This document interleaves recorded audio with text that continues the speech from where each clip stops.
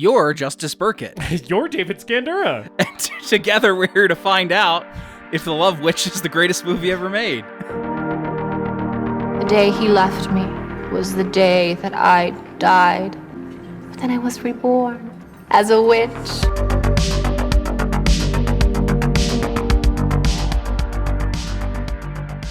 I switched it up on you again. You did. I liked that one, though. That was fun. We should just open the show different every time. I know you sort of do that already, but it's like, I don't know. I just feel like the format shift is like sometimes, I don't know. You've never opened the show. I've never opened the show. One of these days you should just hit record steal it from you and just snatch it away from you before I get a chance, before it comes out of my mouth. And I'll just be like, I'm David Scandura, and then I do the whole episode as you. Yeah. That will be the most difficult episode for both of us because you will have to shut the fuck up, and I'll have to talk more and laugh at my own jokes, which I do plenty, but not as much as you. Well, yeah. I mean, fuck you, but yes, that's true. Welcome. Yeah. Hey. Hi. How's it going, Hello. everyone out there in the internet land? Yes. This is the greatest movie ever made, the show where we watch a movie and tell you if it's the greatest movie ever made. Love is a magical thing. That song is going to be in my head for 4 weeks because I watched this movie. A movie that is so thoroughly entertaining and compelling that while you're watching it, it's the only thing that matters in the world. I'm David Scandura. Yes. Joined as always by my co-host, Justice Burkett. Yes, and just to be clear, that's David Scandura. I am Justice Burkett. Justice, do you ever have fairy princess fantasies? No. I was a big Knights and Castles kid when I was growing up. Knights, castles, dragons, all that stuff. So I feel like I don't have fairy princess fantasies, but I do have like the latent knight in shining armor fantasy from my youth. I feel like that was always sort of a thing that was like implanted in me at a young age. I definitely think like Disney's Sleeping Beauty, like that prince who like fights the dragon. I was always like, fuck yeah, that guy's the shit, you know, as a kid. So like, I guess I have the male equivalent of fairy princess fantasies. Yeah. I just want to fight a dragon, I guess. I sort of want to sit in a tower and pine away. Yeah.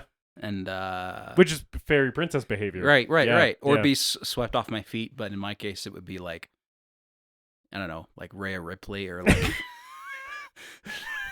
a female bodybuilder picking me up. Christie. Just a giant woman. Elizabeth Debicki. Yeah. Oh man. She's long as fuck. That's the thing the High Priestess Pod says. Actually, when we were watching Maxine in the theater, you, me, and High Priestess Pod were all in the theater watching Ty West's Maxine when it came out. And High Priestess Pod leaned over to me when Elizabeth Debicki appeared on screen, and she said, "She's so long." She's the best thing about that very disappointing movie. Yes, Kevin Bacon's also great. Yeah, that's true. Yeah, and Mia Goth's great. Yeah. I just love looking at Elizabeth Debicki. Yeah, I mean, who wouldn't? She's what I imagine Helen of Troy must have looked like to get all of those guys to go to war. And I love looking at Samantha Robinson in The Love Witch. Yes. This is a movie full of beautiful people, beautiful weirdos. This is a movie full of beautiful weirdos. And also some not so beautiful weirdos, which I'm sure we'll have the opportunity to talk about, but yeah. So we're talking about The Love Witch today. Yes, this is a High Priestess Pod mandate episode. She, the last film that she has selected on the show was Pride and Prejudice, and she is back forcing us to watch a film for the show at her whim, and in this instance, it is The Love Witch. Yes. I felt like you said that with more words than you needed to. Oh, I say everything with more words than I need to. But this especially. That's why our podcast episodes are as long as they are. This was like dudes trying to make the word count on the essay sentence. I don't know, man. My brain's fried. It's all right. Mine is too. How are you doing? Well, my brain's fried. I'm tired. Because I had a late night last night, but I am good. My parents came up and helped me get to almost finished the deck project that we've been working on. And it was great spending time with them. We went out to a nice dinner and just, I love my parents. Great spending time with them. And then also, things have been pretty good in general. I do have a gripe that I planned to bring up. Do you mind, David, if I get up on my soapbox and bitch about capitalism for a second? Sure, go ahead. So you know what fucking is like absolute horseshit? Is planned obsolescence. Because my phone works fine. However, due to fucking capitalist greed and the absolute blight on the environment and society and humanity that is planned obsolescence, despite the fact that my phone works fucking fine, the battery has degraded to the degree where if it is below like 90%, my phone just dies. Like it'll just shut off. It'll be like, oh, I'm sorry, I have 88% battery. That means I have 0% battery. Weird. And it's just dying on me. And it's the thing that is fucking horseshit is that it is literally more expensive for me to replace the battery in this phone that works fine than to just get a new phone. Because my phone provider is basically like, your phone's old as shit. We'll just give you a new one, right? And it's like, I don't need a new one. I just need this one to fucking work. But it's like, that's not how shit works in America. It costs them less money to do like a big corporate deal with Verizon that like sources the fucking brand new phone from a Foxconn factory where people are paid 20 cents an hour and are like killing themselves because of how shitty their fucking working conditions are. Like, it's cheaper for me to get that phone than it is to go to an Apple store where someone is making US minimum wage and for them to just replace my fucking battery. Mm-hmm. And that's like, that we live in a fucking nightmare world and I fucking hate it. So like, I'm good, but that has been really bothering me. Yeah, there aren't many boomer arguments that I agree with, but the one that's like, yeah, back in my day, things fucking were built to last. Yeah. I totally agree with that. Yeah, High Priestess Pod can attest to this. One of the things that pisses me off the most, one of my biggest pet peeves, is just electronics not working the way they're supposed to. I'm like, if you have 90% battery, that means you should not die 2 minutes from now. Like, stop fucking lying to me.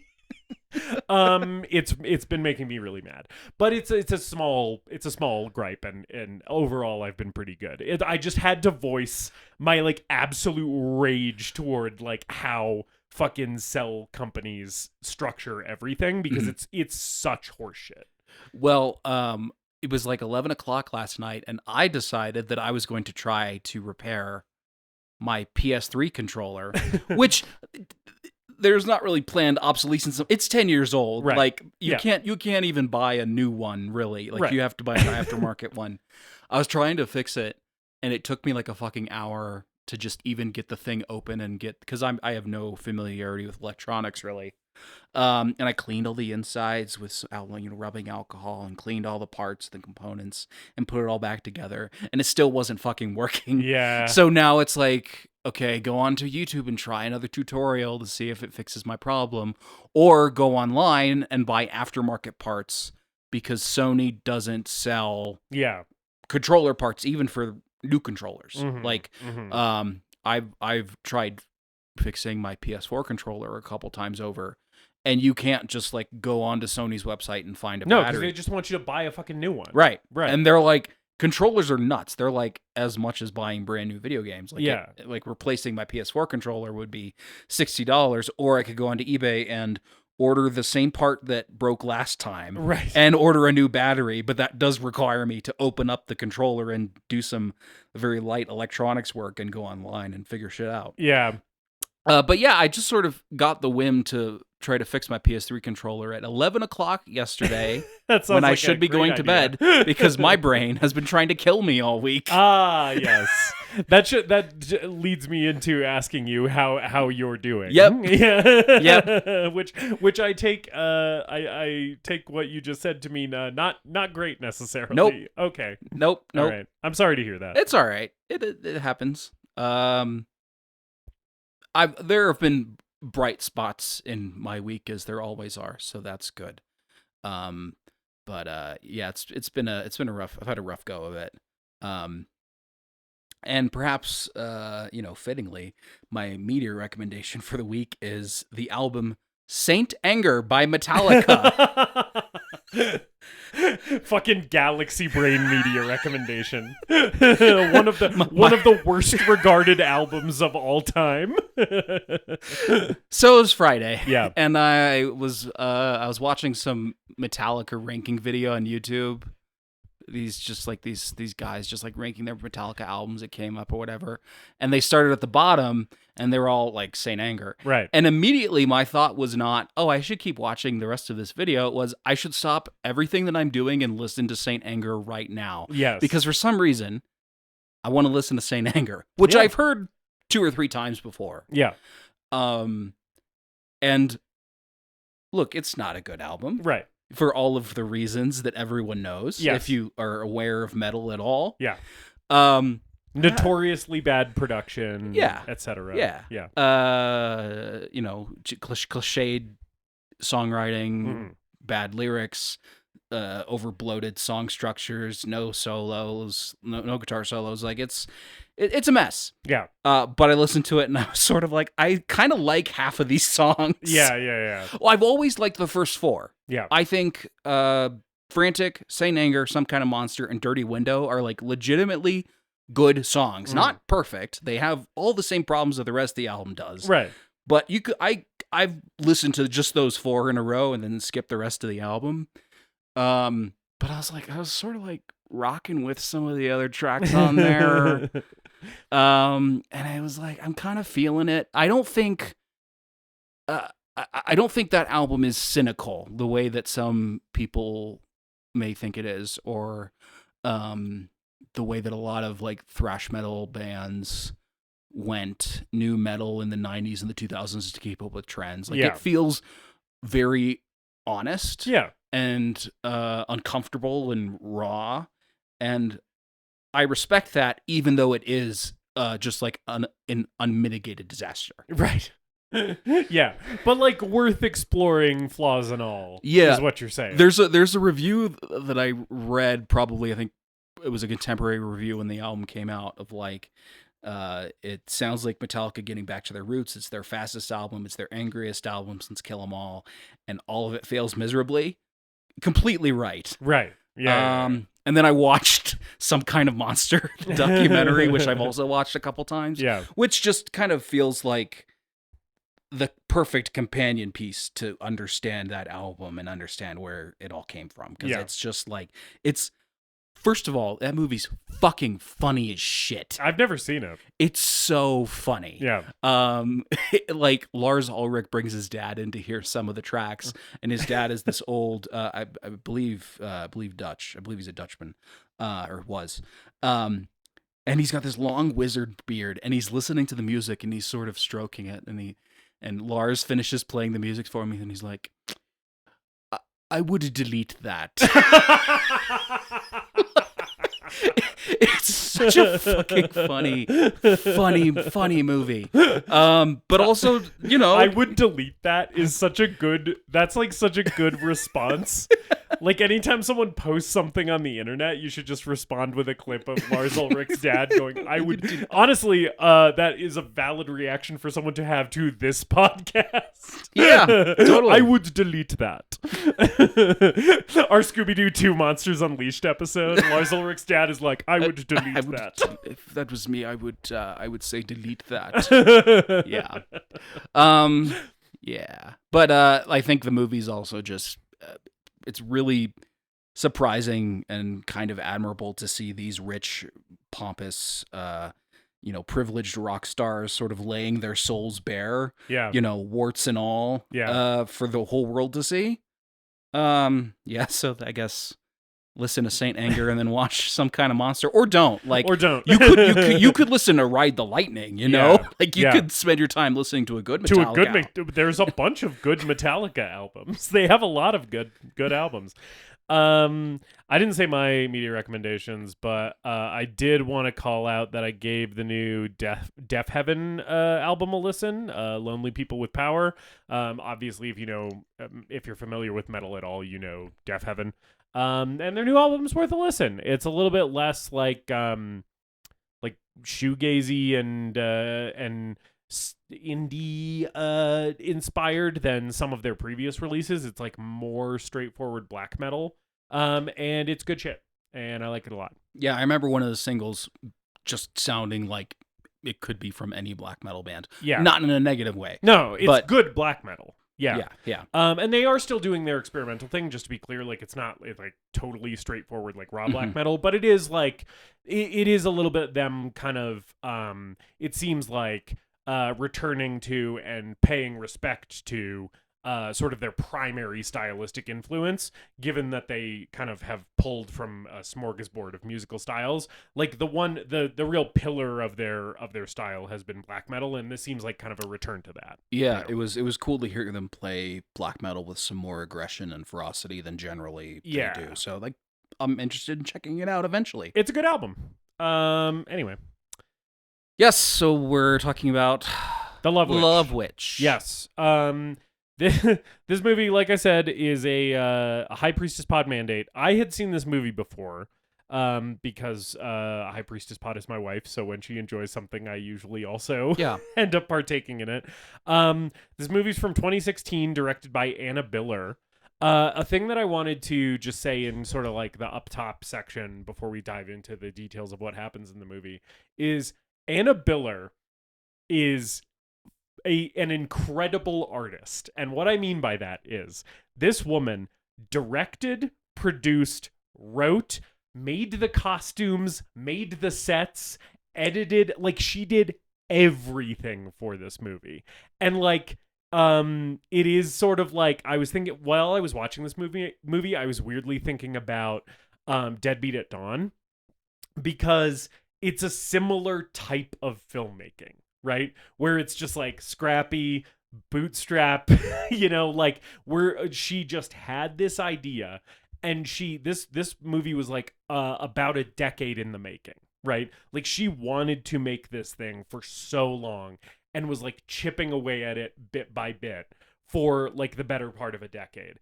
In a very similar way to Deadbeat at Dawn, right? Yeah. And so as I was watching this movie, I feel like it's very important to like consider that as a part of this movie, that this is a passion project that is the singular creative vision of one artist, you know, which is like a type of movie we've talked about before. And I think this is a very interesting example of that type of movie. Yeah, know? Watching it, I definitely you definitely get that sense. I'd never seen this before. You get that sense of just like a singular creative voice behind everything that's going on here. And, you know, you're getting performances from people who, you know, aren't professional actors have never acted maybe before done in some cases. Maybe done some acting, but I want to thank High Priestess Pod for picking this movie. There's sort of a push and pull that we have on this podcast between like talking about good movies that we know are good. Yeah. And because obviously, like, we like good movies. We want to talk about good movies. Mm-hmm. And then I sort of come in sometimes and I'm like, well, we should talk about more bad movies. Yeah. And we're trying to find a balance. So I would just like to thank High Priestess Pod for giving us a bad movie to talk about. You think this is a bad movie? Yes, I'm kicking down the door, pissing everywhere, dumping gasoline on your furniture, and lighting a match. And I'm going to come out swinging and say that I did not enjoy The Love Witch. Wow. But I have things to say about it. All right. Wow. This is going to be an interesting conversation. Yeah, I wanted to start things off with some hostility. And we could just ride that for the next couple hours. Yeah. Okay. All right. Before we do that, how did she come across it? I think she saw some online buzz about this movie and was just interested in the thematic stuff, the aesthetic of it. Okay. And decided to check it out. And then she watched it on her own and was like, hey, you need to watch The Love Witch with me, because I watched it on my own and I fucking loved it. And then I sat down and watched it with her. And you've already laid your cards out on the table. You said that you didn't like this movie. I watched this movie for the first time with High Priestess Pod, and my reaction to it was, this is a work of artistic genius, and I think this film fucking rules. So this is going to be an interesting conversation. Yes, it will be. I had probably heard about this somewhere in the past few years, because I remember there was sort of a trend of horror movies, genre movies, not only borrowing aesthetics from films of the past and referencing them, but trying to recreate them as faithfully as possible. Yes. There's one that's basically like a Halloween riff that's tries really, really hard to look like a film from the 70s that I'm forgetting the name of. And I may have heard The Love Witch discussed in similar circles with that film. Because that's very much what's happening in this movie. It is very much trying not to only parody films from the 60s, but look like it was made in the 60s. Like it is attempting to pass itself off as an artifact of the 1960s in a lot of ways, except for like some intentional moments that break that, which we'll talk about, right? But yeah. So that doesn't surprise me that this would be in those conversations. Yeah. Because I definitely think that that's a thing that this movie is doing. Yeah, and High Priestess Pod has seen it. I've seen this movie 2 or 3 times now. High Priestess Pod has seen it probably, half a dozen times. She rewatches this thing pretty frequently because it is a movie that she enjoys a lot. Not necessarily like a favorite of hers, but like a real Podmaster canon movie, where it's one of those ones that she just goes back to relatively consistently. So excited to talk about it and learn what exactly your fucking problem with this great movie is.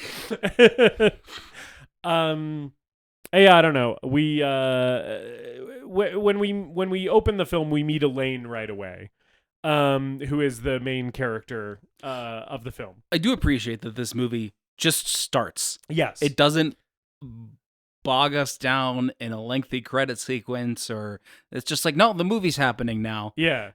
She's driving a vintage Mustang. Her internal monologue is going, which immediately is very stilted and weird, which will continue throughout the entire film. Like, the fact that everyone talks stilted and weird in this movie is set up from the first time you hear her internal monologue.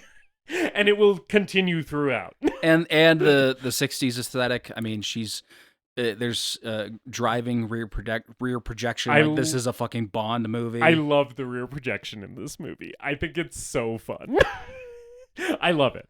And this is shot on 35 millimeter, and right away you can tell. Because in my opinion, the cinematography in this movie is very good. In my opinion.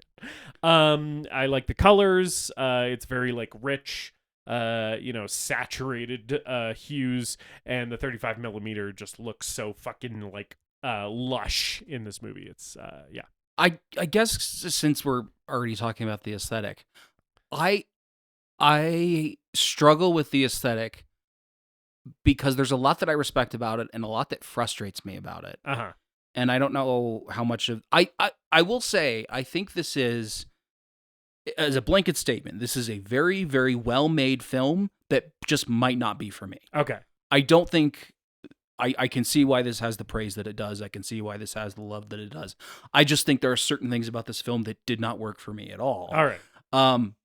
But one thing that does mostly work is the aesthetic.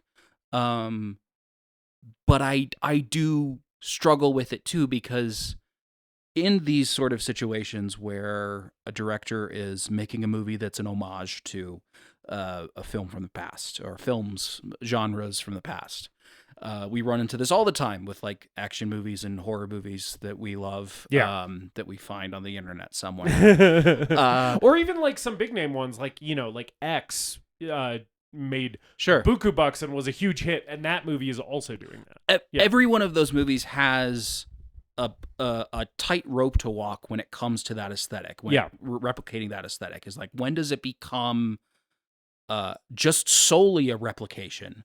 When does it become like a cheap pastiche? When does it meld with the director's vision and become something that is both old and new? In the case of something like Panos Cosmato's movies, which have the feeling of being from the 70s and 80s, but they also feel like there's so much more going on. Yeah. And I don't exactly know where The Love Witch sits for me, because on the one hand, it is often a very gorgeous movie with beautiful colors and a great sense of cinematography and the way things are placed within the frame, and just the how it's depicting the sets and all of that, and the sets elements of the set design, the production design, the costuming, all of that. And then you'll get a shot that doesn't look like it's from a 60s movie. Yes. Or a piece of editing that doesn't feel like it's from that era. Yes. Or the even just anachronistic things that sort of break the immersion for me, of like modern cars. Yes. And Trish pulling out her cell phone. Yes. And there are times where I can enjoy that anachronism in the case of a film like Blue Velvet, which feels like it's both contemporary to its time and referencing stuff from the 50s and earlier. Uh-huh. That juxtaposition and those sort of anachronisms and that weird, the weird beauty of that aesthetic, I think really, really works for that film here, for that film in that case. And here I find some of those things that take me out of the aesthetic and the setting just really, really distracting. Huh. Okay. Because everyone in this movie is acting like they're in a 60s movie. Yeah. Everyone in this movie's costumed like they're in a 60s movie. Yeah. And then the modern cars and the cell phones and just some of the exterior shots feel completely different from like the interiors that people are in. Yes. I agree with what you're saying. It lands totally different for me. So I agree that it is jarring when Trish pulls out her cell phone and when you see the modern cars and stuff. In my opinion, it is the thing that you were saying where it's like, those are the moments where the themes of the movie and the director's vision, like it uses those moments to kind of coalesce and tell you something about what they're trying to say. In this case, what Anna Biller is trying to say, right? So I think that everybody is costumed like they're in the 60s and talks like they're in the 60s.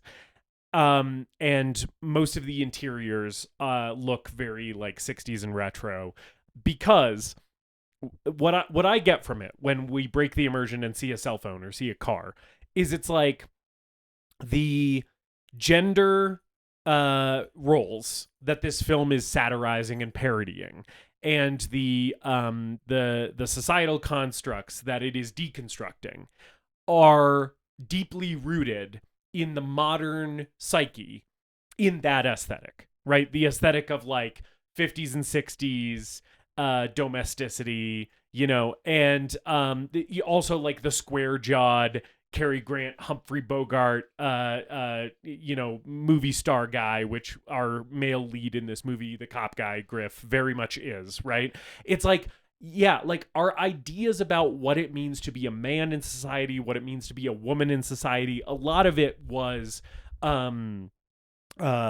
solidified in the culture around the time that around the advent of television and the popularization of television, because that's when mass media entered the home, right? And so that's when these things that had been in society for a long, long time, ideas about what it means to be a man, what it means to be a woman, had a visual representation, a universal visual representation associated to them, because suddenly there was this box in everybody's house that showed you people performing gender. Right? And so to me, when everybody is costumed like they're in the 60s and talking like they're in the 60s, and they cast actors who look like they are more at home in a 60s film than a 2016 film, right? It's like, what that is telling me about like Anna Biller's vision is it's like these people are performing the type of they're putting on like a gender performance that is inspired by what they have consumed, right? This isn't who these people actually are. We never see who Elaine actually is, because she doesn't know who she is. What she is an artifice of femininity, of constructed femininity, right? And it's like, I think the moments that break that immersion solidify that message for me, because it reinforces we're not in the 60s. This is today. And today, we are still dealing with the consequences of these cultural archetypes that were created and popularized in the 50s and 60s, right? That is how I take all that shit. And I think that makes sense. For me, and I know this is a low budget film, so this was like definitely an issue. I wish there was more of a middle ground that we could strike to blend those aesthetics in a way that felt a little bit more unique and a little bit more original, rather than just the moments where this movie feels like it is just trying to replicate the aesthetics from the 60s and then jarring us by hitting us with something modern. I would love it if it found a weirder middle ground to explore those things in the same way that a film like Blue Velvet does. And I'm not saying that this movie needs to be Blue Velvet. Right. I think there are other movies, even like genre films like VFW or The Void, that are, weird and scrappy and low budget little things, but they find a way to blend the 70s and the 80s aesthetics in those cases with modern aesthetics in a way that feels unique to them. I'm going to straight up disagree with you that The Void is more successful at that specific thing than this movie. I think that's horseshit and you're wrong. Which, respectfully, I think that's horseshit and you're wrong. But, I don't think The Void does anything more groundbreaking than this movie does in that regard. That's. I'm not saying it's groundbreaking. Yeah. I don't think it's more successful. I don't think The Void is more successful in any way than The Love Witch. It's more successful at entertaining you specifically. Goopy eldritch nightmare creatures. Right. Sure. The Love Witch didn't even attempt to. No. It would have distracted from the point of the story. Maybe this is the episode where we're going to be the most angry at each other. I always thought it was going to be like Event Horizon or I don't know what else. Event Horizon. Yeah. But maybe it'll be The Love Witch. I'm not happy. Yeah. I'm not happy to come here and say that I didn't like this movie. I know you go into movies wanting to have a good time and enjoy yourself. I understand. I'm just saying. And while we're still at the beginning of the movie, we can move on to other things. A thing happens sometimes when I start a movie and I look at the runtime and I say, there is no way that movie's going to justify that runtime. Uh-huh. And I looked at that 2-hour runtime on Tubi, the great Tubi. Uh-huh. Please sponsor us, Tubi. Yeah. I looked at that 2-hour runtime and said, there's no way that movie's going to justify that runtime. And boy, was I right. Okay, this is one area where I'm not going to agree with you, but I am going to acknowledge that I see your point here, right? I enjoy all 2 hours of this film. I have a great time watching the full runtime of this movie. I do also think there are opportunities to make this a little shorter that could have been taken, and it wouldn't have been to the detriment of the movie. Yeah, there I'm willing to sort of give you the pass. Yeah, I think there are vast swaths of this movie that we can just lose. That being said, there are some of the weird detours. Because this movie is not really interested in advancing the plot in any sort of expeditious way. No, it's about themes. It's about vibes. It's and about atmosphere, deconstructing, second wave feminism and themes that are maybe poorly developed and not very well explained in the film. And, that I really repelled me. But wrong. There are things Incorrect. in this movie. There are some of those detours in this movie that I did enjoy, but I do think this thing is just way too fucking long. You know what I think we can both agree on? It is a good thing. It is a thing working in this movie's favor that there is flaccid cock presented on screen less than 2 minutes into the film. Correct. There is a lot of flaccid penis in There's this a movie. lot of ugly dudes with their dicks out. I love that about this movie. The ritual / potluck that happens in the middle of the movie. Yes. There's this old dude with long hair that's skinny who and, has skin and bones, a truly minuscule penis. And props to this dude for having the bravery to appear full frontal nude on screen, because this dude's dick is quite small. It is. No offense to this dude. I'm sure he knows. I'm sure he knew before he chose to appear unclothed on film that, you know, he's got a tiny little dick. And you know what? I love to see it. You heard it here. Justice Burkett loves I love to see tiny dicks. You know what? I'm mostly happy about it because I'm like, I don't know if I've ever seen a dick that small in a motion picture before. You don't see dicks that much in movies, period. Right? Right. It's less common to see a dick in a movie than a vagina in a movie or boobs in a movie. So when there's a dick in a movie, I'm like, hey, there's a dick in a movie. You don't see that every day. And seeing like just a real little one is also, I feel like, pretty rare. You know? Well, there's a healthy amount of bush in this film, too. Lots of bush. And, you know, bush doesn't help when it comes to successfully showing off the length of your penis. Yeah, that's true. That's true. True. There's that to factor in, too. But, yes, it's nice to see some dicks represented on film. Yes. Lots of dicks in this movie. Lots of dicks, lots of boobs. Lots and lots of bush. Elaine is the titular love witch. She's moving from San Francisco to a town called Eureka, which is a little town. And she's moving into her friend Barbara's spare apartment, which I think is fucking hilarious that she just has. She's just like, and like later on in the movie, she's like, I didn't know what I was going to do after Jerry left. And then I remembered you had that spare apartment. It's really made me laugh. I thought it was very funny because she just like has like a whole other place that is decorated in Thoth Tarot style. Where there's all these like fucking like naked people, paintings of naked people and stuff, and the walls are like very garish and colorful and shit. And I like Trish, the British landlady, who's a major character in the movie, like showing her around and being like, "Do you like it?" And she's like, "Yes, it's exactly my taste." And Trish being like, "Well, good, because I thought like any sane person would look at this room and run screaming." Is basically the vibe. I do love the set design of the room. Anytime we're in the room and she's doing various she's making potions. I love what she's doing chemistry.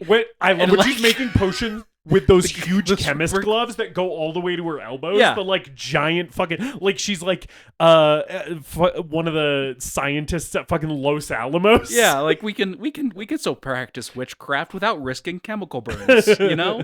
Yeah, I love that. I love those big gloves. I like all that stuff. And all the artwork in this film, the paintings that are featured prominently are all really great. Yes. We are meant to believe that those are being painted by Elaine because she's an artist. Yes. She's a painter. And you know, she's obsessed with love. We learned that she had this ex-husband whose name I think is Jerry. I said Jerry. Yeah, Jerry. Yeah. And things ended badly. We sort of we see him like drink from a cup and fall over. I do love that we see this like 6 times throughout this movie. Yes. This fucking guy dead on the ground with a broken glass next to him. Me too. And yeah, he, you know, things went poorly with them. We don't really have like full context at the beginning of the movie. But she is moving because her and Jerry are no longer together. She's like, he left my life, right? She never says that she killed him, but like the subtext of the movie is that she killed him, right? So she's in this apartment. She goes out with Trish to this tea room. There's a lady playing harp and singing. The tea room set is fucking incredible. It looks so good. It's like pink and there's like marble columns. It's just like very extravagant and very garish and just like a feast for the eyes. Super colorful on the 35 millimeter. And they're having this conversation in the tea room where basically Elaine is like, well, you know, I've figured out the secret to love. It's to give a man whatever he wants. And Trish is like, I'm not sure about that. And Elaine, in the biggest hat of all time, she's rocking this huge hat, by the way, with these giant flowers on it, is just like, no, baby, you don't understand. Men are like children. In order to get them to stop whining, you have to just literally give them anything that they want. Here we learn that Trish has been married for 10 years. To a guy named Richard. To a guy named Richard. He shows up and immediately is transfixed by Elaine Right. because she's the love witch, She's baby. the love witch. And Yes. she has a tendency to have that effect on men. Yes, there's a thing that they do where they do like a really sharp close up of her eyes when she's looking at a man, and it sort of is like supposed to symbolize in the movie that she's like kind of enchanting them or something, right? Or that they're like falling in love with her. And stuff like that, and some of the kaleidoscopic, like psychedelic effects that we have in the movie. And I like all of that stuff. And I think it is well used. It just sort of clashes with some of the other editing choices that we make in the movie, where we're like doing a lot of quick like reverse shot cuts, and I'm like, 60s movies from the 60s tend to plant the camera and let the scene breathe and the actors act. Yeah, but this isn't a movie from the 60s, it's a movie from 2016, and it is using both aesthetics to make you aware of that anachronism. Well, yeah, I guess I just don't like it. You're allowed to not like it. I just wish it would. You just wanted to pick a lane. I kind of wanted to pick a lane or like blend things better. Yeah. I don't know. But like the close-ups or the tight, like the punch zooms and stuff with like the gongs and the piano stings, those are all cool. I wish this movie went further with some of it. I wish it was. You bring this up a lot, so I'm going to bring it up a lot. I think. Yeah. I wish it was weirder. Okay. I wish this movie was weirder. Okay. Because I'm sort of entranced initially by the aesthetic, and I like the stilted performances and the strange dialogue. I love like the ritual scenes. The ritual scenes are some of my favorite parts of the movie. And then there's just long stretches of this movie where I am bored because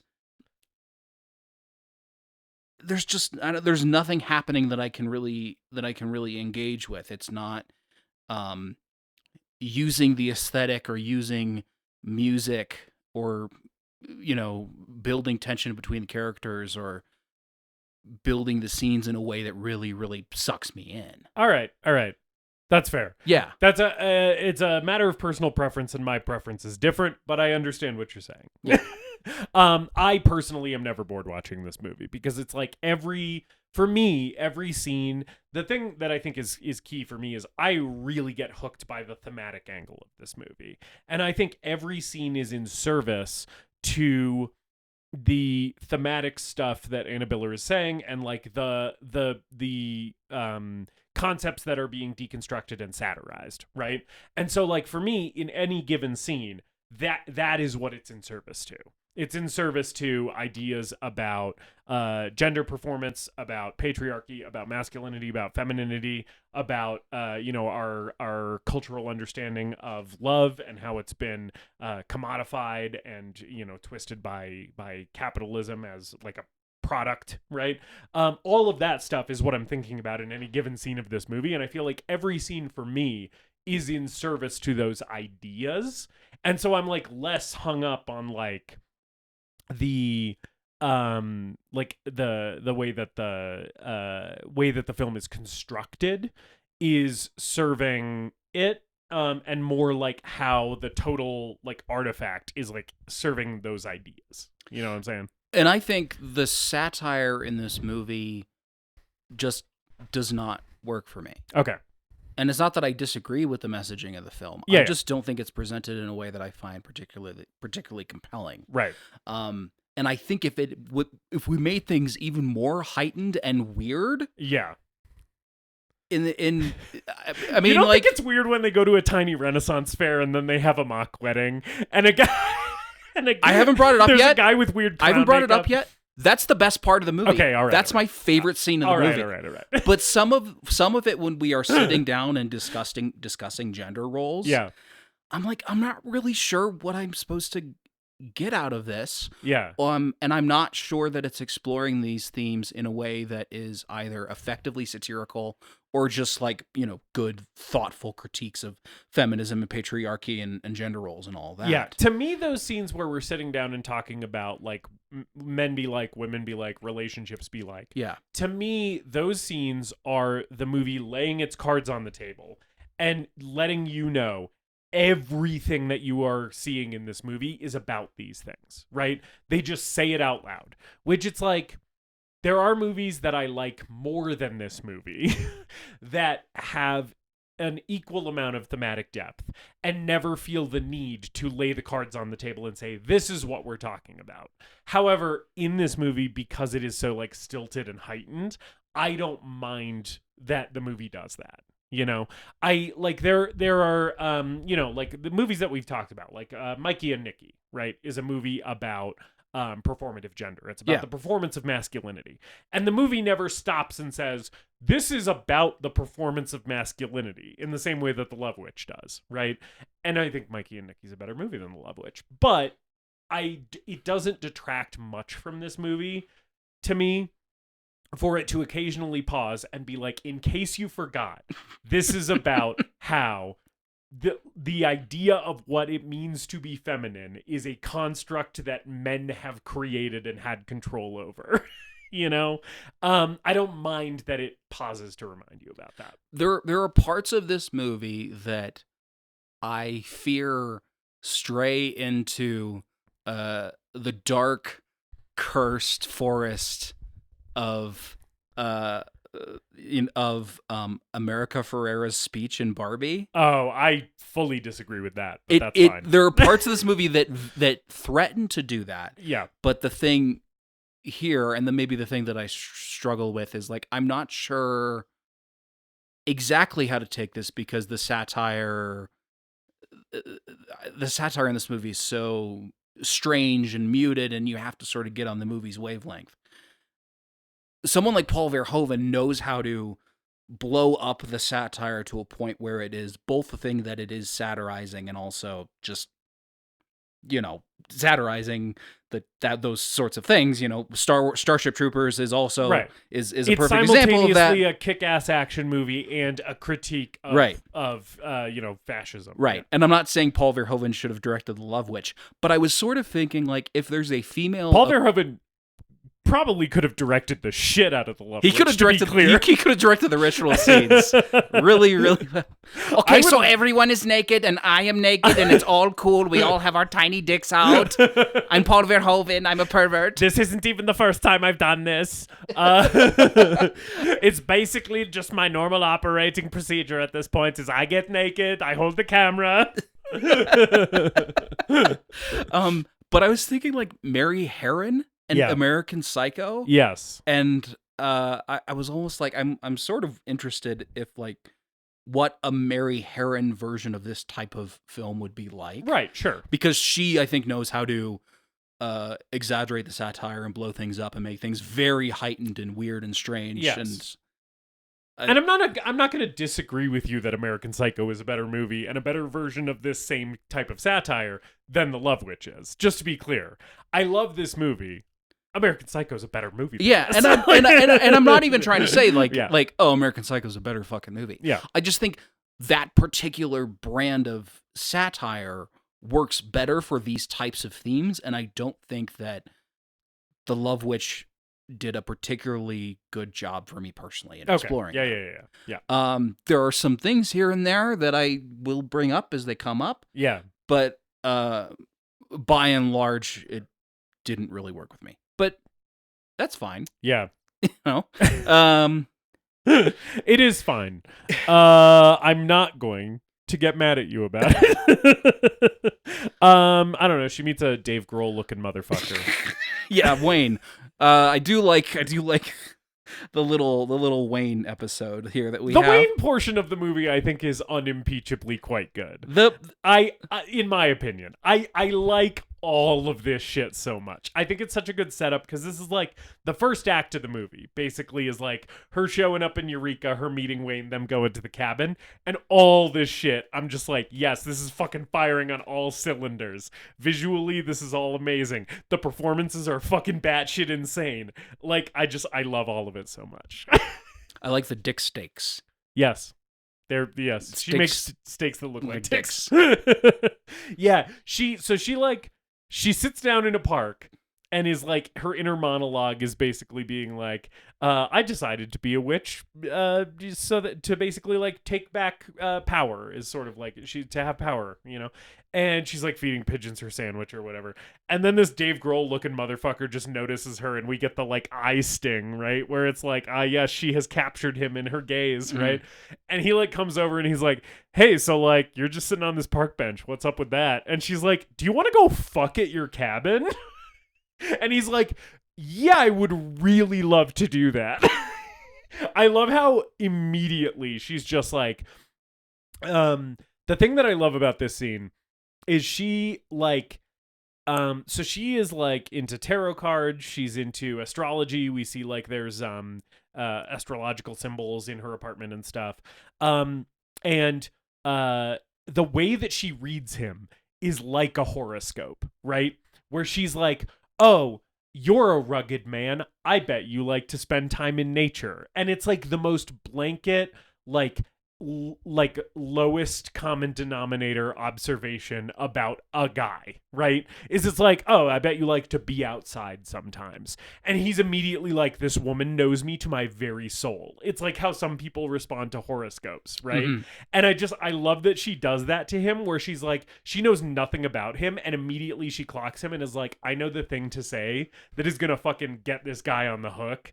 And he's just going to follow me anywhere I take him. Well, the film never is really specific about what her powers are, how control she is of her powers, and what she's aware of. Right. So it can also be interpreted of just like, she's just reading his mind. Yep. I do like that. I like that ambiguity in the film.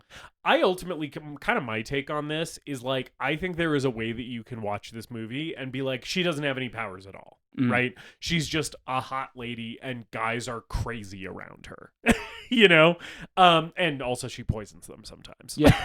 Yeah. But yeah, I like the ambiguity too. And for a good portion of the movie, you're never really clear of if she's intentionally killing these men or not. I like that too. I think she doesn't know if she's killing them on purpose or not. But yeah, like I love all of the stuff with her where it's like, yeah, how much of this is real magic? How much of it is just these guys embarrassing themselves for her? How much of it is her maliciously kind of like black widowing these men? And how much of it is like, oops, I killed another one, you know? Like I love all of that stuff. This is maybe another reason why I didn't exactly jive with this particular film on this particular day. This movie sort of reminds me of an ex. You know the ex that I'm referring yes, to. Yes, I do, yes. Who sort of had a tendency to give men everything that they wanted and then burn it all down. But don't you think that, like, this movie is saying that behavior is bad, actually?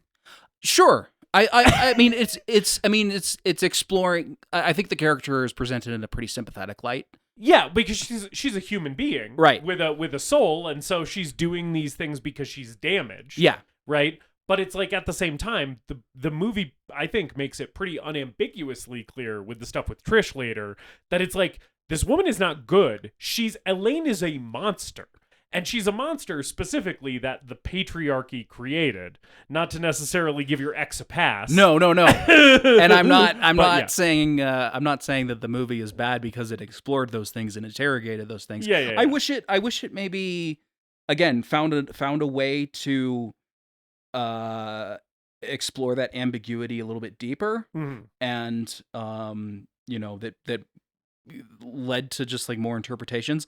Mostly, I'm just annoyed by the fact that it reminded me of the ex. Fair enough. Fair enough. I didn't want to be assaulted with this on a Sunday morning. That's fair. It's understandable to have an emotional reaction to something. I support women's rights and women's wrongs. Women's wrongs. Just not hers. Just not women's wrongs that hurt my feelings. That directly affect me. I think that's fair. I think you're allowed to feel that way. So she takes Wayne to the cabin. Yeah, and she makes him penis steaks, and she gives him this flask, and is like, this. Okay, I think this movie is fucking hilarious. I know you probably disagree with me on this. I did laugh at several moments of this film. I don't think it's consistently knockout funny the way that I'm sure you were laughing on your couch every 5 minutes, because that's just the way that you watch movies. I'm sorry. I find jokes amusing. God forbid I have some enjoyment in this fucking how dare you like a movie of a life that we are forced to live. How dare you like a movie on our podcast called The Greatest Movie Ever Made? Yeah, I was laughing my fucking ass off. Of course I was. Because I like to enjoy things, David. I did find several moments of this film funny. Yeah. I did think it was quite funny that they have like a single bite of steak and then she proceeds to strip. And it's like, I don't know, man. I'm kind of more interested in the steak, and then we can have sex. Like, well, yeah, and that's like but that's her thing, right? Is she's like, well, I made you dinner. That's what a woman does for her man. Now I'm gonna fuck you because that's what a woman does for her man. It's not about you eating the steak. It's about the fact that I did this for you, right? Because it's like that's what I have been told I'm supposed to do in order to lure you in, right? But I like that. I like her with the flask in the car where he's like, hey, let's just fuck in this car. And she's like, before that, why don't you drink this mysterious flask? And he's like, all right. And he takes a swig and he's like, wow, that's strong. And then I just love her delivery. She looks at him and goes, drink all of it. and it's like so ice cold and creepy and weird. And he immediately is like, okay, pretty lady, I'll do whatever you say, and just like chugs all of it. And it's just like that moment is the moment where when I was watching this for the first time, when I was like, oh yeah, this lead actress in this like central role that we're spending most of our time with is clued in to what the deal of this movie is in a way that I don't think all of the bit players are. I think some of these bit players are like just saying their lines the best way they know how, and Anna Biller's like, great, perfect, we got it, you know. But it feels like the central performance that everything else is orbiting around is clocked in to the conceptual kind of undertones of this movie, you know. I would agree that she is the best performance in the film and is definitely, I think, by a country mile, clued into what Anna Biller's trying to get across with this film. I think some of these other performances are intentionally quite bad. I saw every performance in this movie as very intentional. Yeah.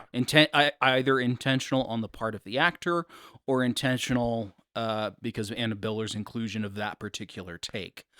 I wish she was able to synthesize some of those moments into like elevating the bad acting or making it have more energy, heighten some of the weirder moments, because some of the longer stretches of the movie that I didn't find all that interesting, where it's just like, it's just a lot of scenes where we have to interact with these, we're watching these actors do not so great performances, you know, again, intentionally, of course, I get it.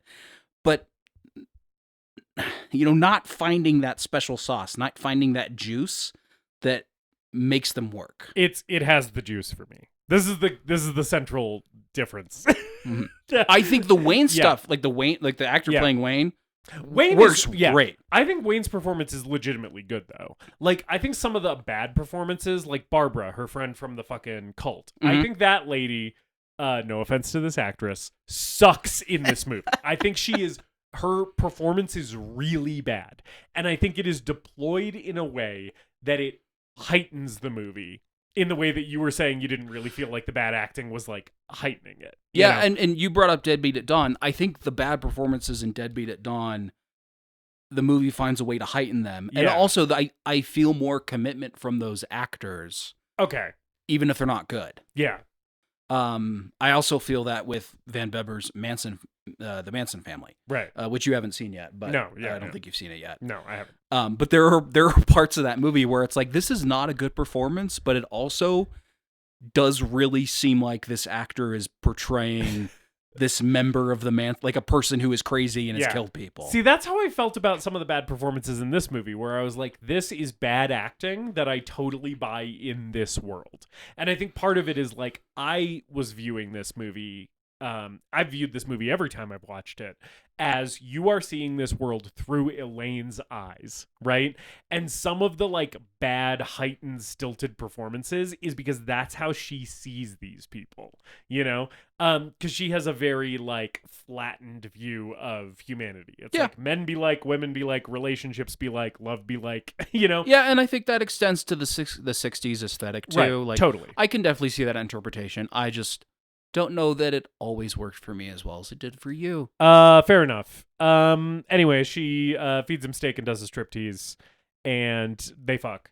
And we see a lot of this guy's ass, which I appreciate.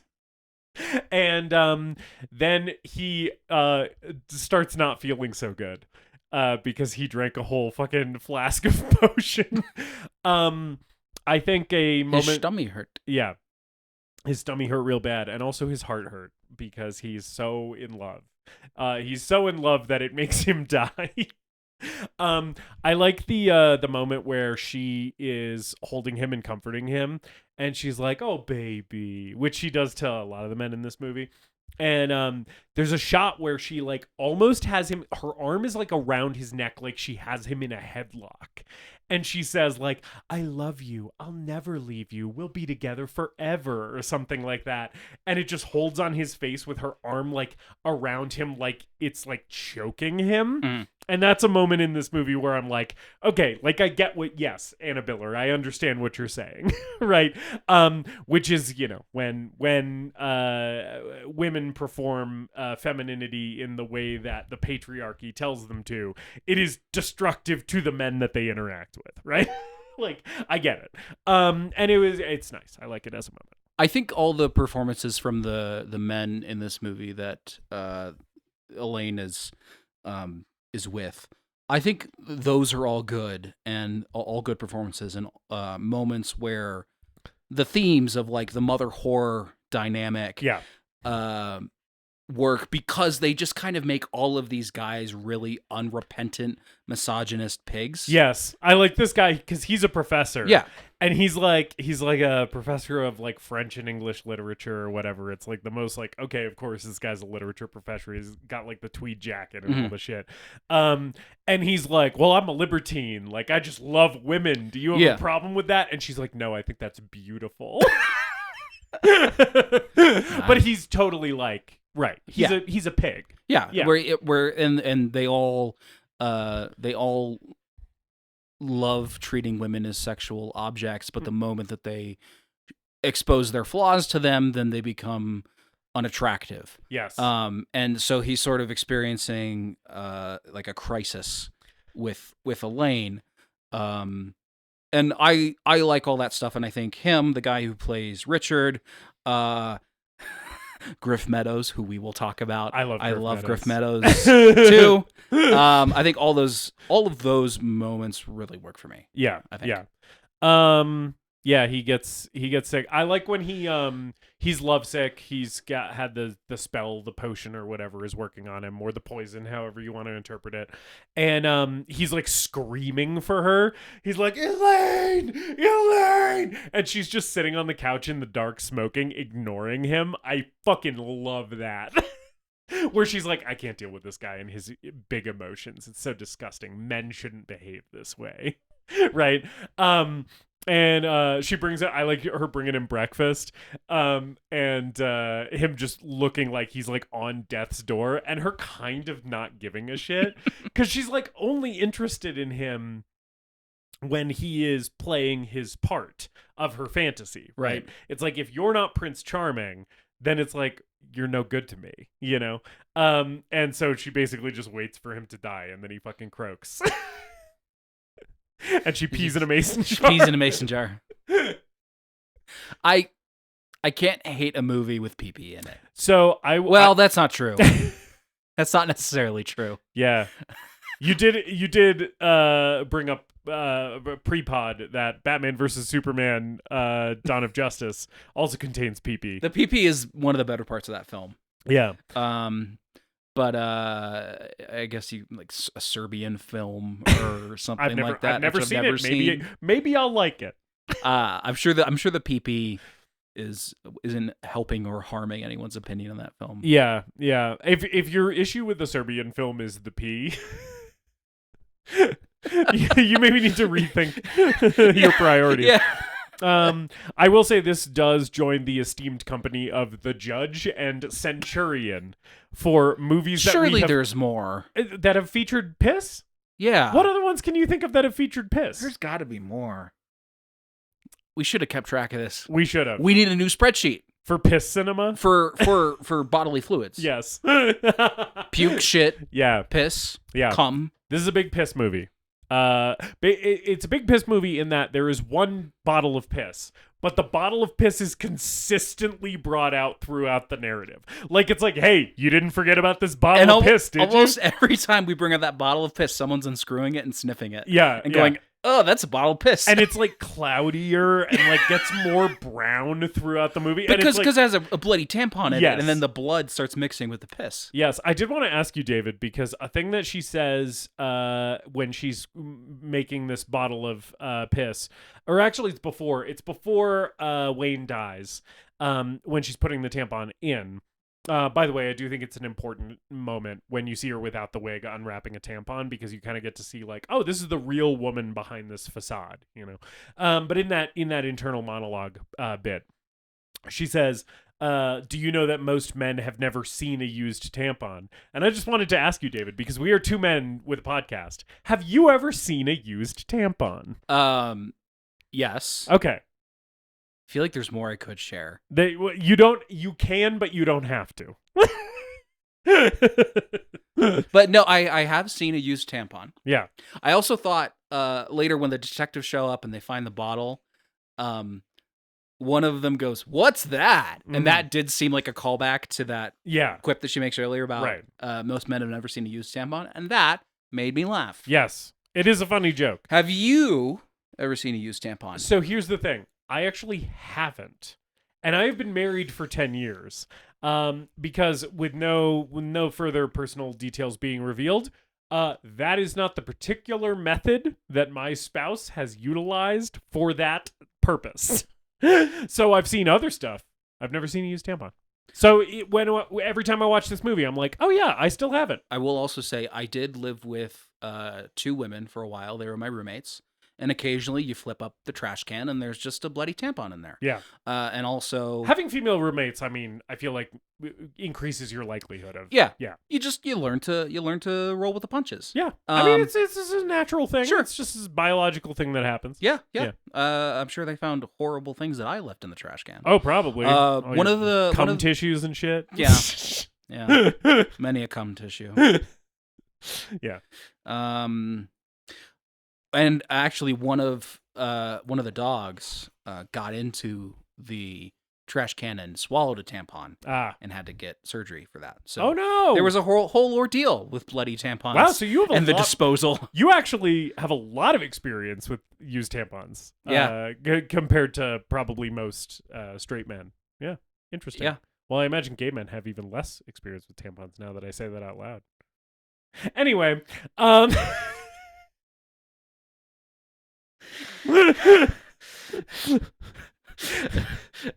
I wrong? I don't know. I guess not. Also in high school, my friend and I, she was a girl, so she had a tampon. We did a prank on April Fool's Day where we dipped a tampon in ketchup and threw it down a hallway. Oh, that's fun. And we saw someone walk by and be like, "Oh my god!" That's fun.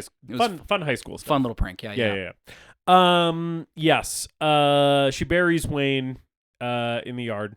Oh, I like also when he's on drugs and she does her dance and she has a colorful coat and he's like, "It's so bright I can't look." You mean Elaine in the amazing Technicolor Dreamcoat? Yes, I like that part. Her coat of many colors. Her coat rocks. Her costumes in this movie fucking whip so much ass. She's wearing a different thing in like every scene in this movie. She's like fucking Padme Amidala in Attack of the Clones. And every look is incredible. But I really like her rainbow coat, which she buries with him, or she puts on top of his grave with the bottle of piss with the tampon in it, and lights it on fire. she's doing her little funeral for him because it seems like she is sad that he died, which is like, it's an interesting thing with her character. Yeah. Where it's like she is leading these men to their doom, like providing them the impetus for their own self-destruction, right? And also when they die, she's like, I didn't want him to like die. I just wanted him to like be in love with me and sick. You know, because she's toxic like that, and we love to hate that about her. But yeah. So then she steals his car and drives back to Eureka. And I don't know. Around here is where like Trish goes out of town. Right? Like there's some stuff in the middle here. I didn't take any notes. Yeah. But yeah, I took notes, but my phone fucking died because of planned obsolescence. Thanks a lot, fucking Tim Cook. Suck my balls. Trish, before Trish goes out of town, I think she meets up with Barbara. Yeah, at the burlesque. The burlesque show with Barbara, and then I can't remember the guy's name. Gahan. Ladies and gentlemen, I think it is time for a disgusting shit person news bulletin.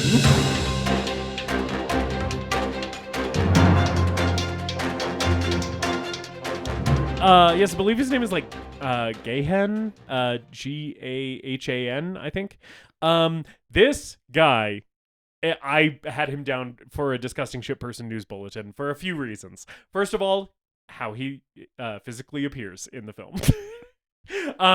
Because he has a disgusting scraggly goatee, and his hair can be best described as me if I had never shaved my head. Because he has curly pube-esque hair. I was gonna say, with a big old bald spot on top, Yep. that is exactly what my head would look like if I did not shave my head. And the real reason he's the disgusting shit person for this episode is because, like, there's a bunch of shitty dudes in this movie. It's a movie full of shitty dudes. In some ways, it's a movie about shitty male behavior, right?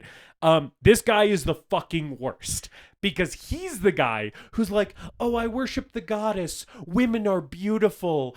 Femininity should be on a pedestal. He's the Wiccan Joss Whedon. Yes! No! Fucking yes. Sorry, everyone. Justice just jumped out of this chair. Yeah. So yeah, I was literally gonna say Joss Whedon. This guy is fucking Joss. Goddamn, fuck that guy Whedon, right? Where he's like, women are beautiful. I love women. They're so much better than men. I just want to be surrounded by women all the time so I can fucking grope and abuse them. Is the subtext there? Like, that's who this guy is. Like, fuck this guy. Yeah. I didn't have him pegged as a disgusting shit person, but it makes sense. Yeah. I really like this character. Yeah.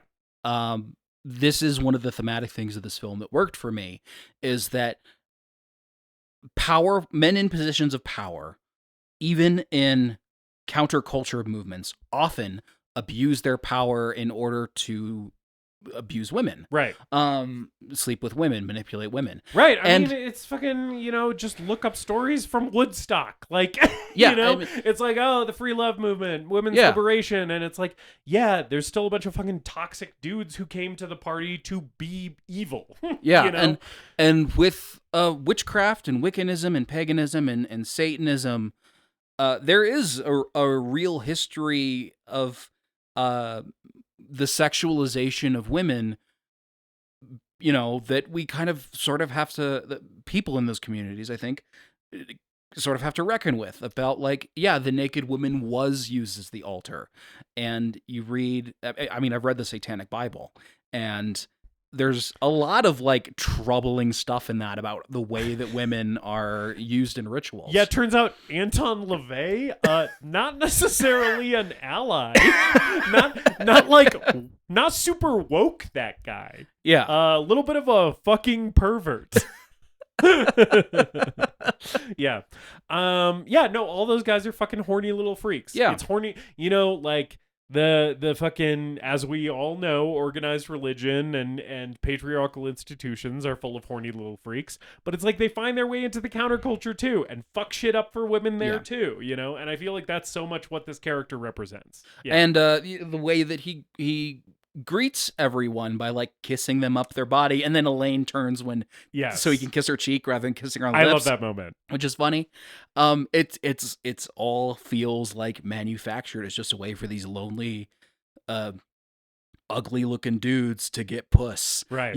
Right? Because he's like, well, I'm cool, and I'm a Satanist and stuff. This is the way that we greet each other. Right. This is part of our culture. Yes, I'm honoring you, goddess. Yeah. And it's like, no, you're just a fucking pervert. Yeah. Like, yeah.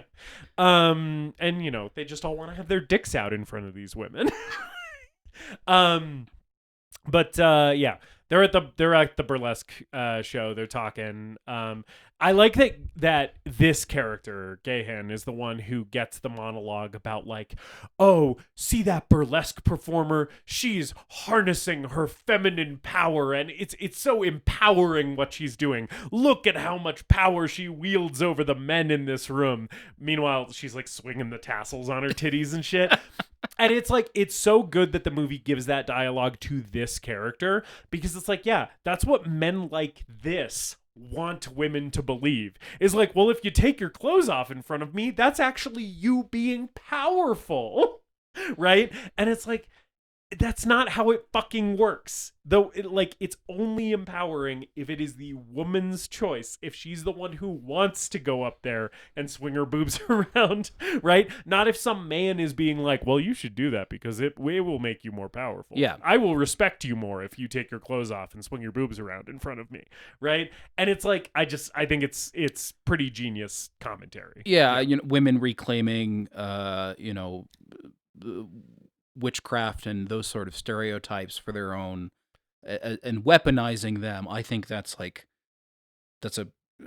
if they find that empowering, that's great. But then you let a man into the mix, and you let a man have power over that, right? And then it kind of just like then it we're just perpetuating turns into the same cycle. Institution. Yeah, we're just perpetuating the patriarchy in other places. This is also where we meet Star and Moon. I laugh so fucking hard at Star and Moon in this movie. Who are sisters, and they're just like, they speak in total unison, and they're like totally like vacuous, like they're just like pretty young faces with like dead eyes, right? And I love later when they're doing their burlesque number at the burlesque club, like way later in the movie, and the waitresses there are like, they can't even dance, and the bartender's like, yeah, but the customers love them. And it's like such a great moment, because it's like, it totally puts the button on this whole thing, where it's like, yeah, ultimately these women going up on stage and making an exhibition of themselves because some fucking creep told them that it was empowering, right? It's like, they're not even good at this thing. They're not even good at the performance of burlesque.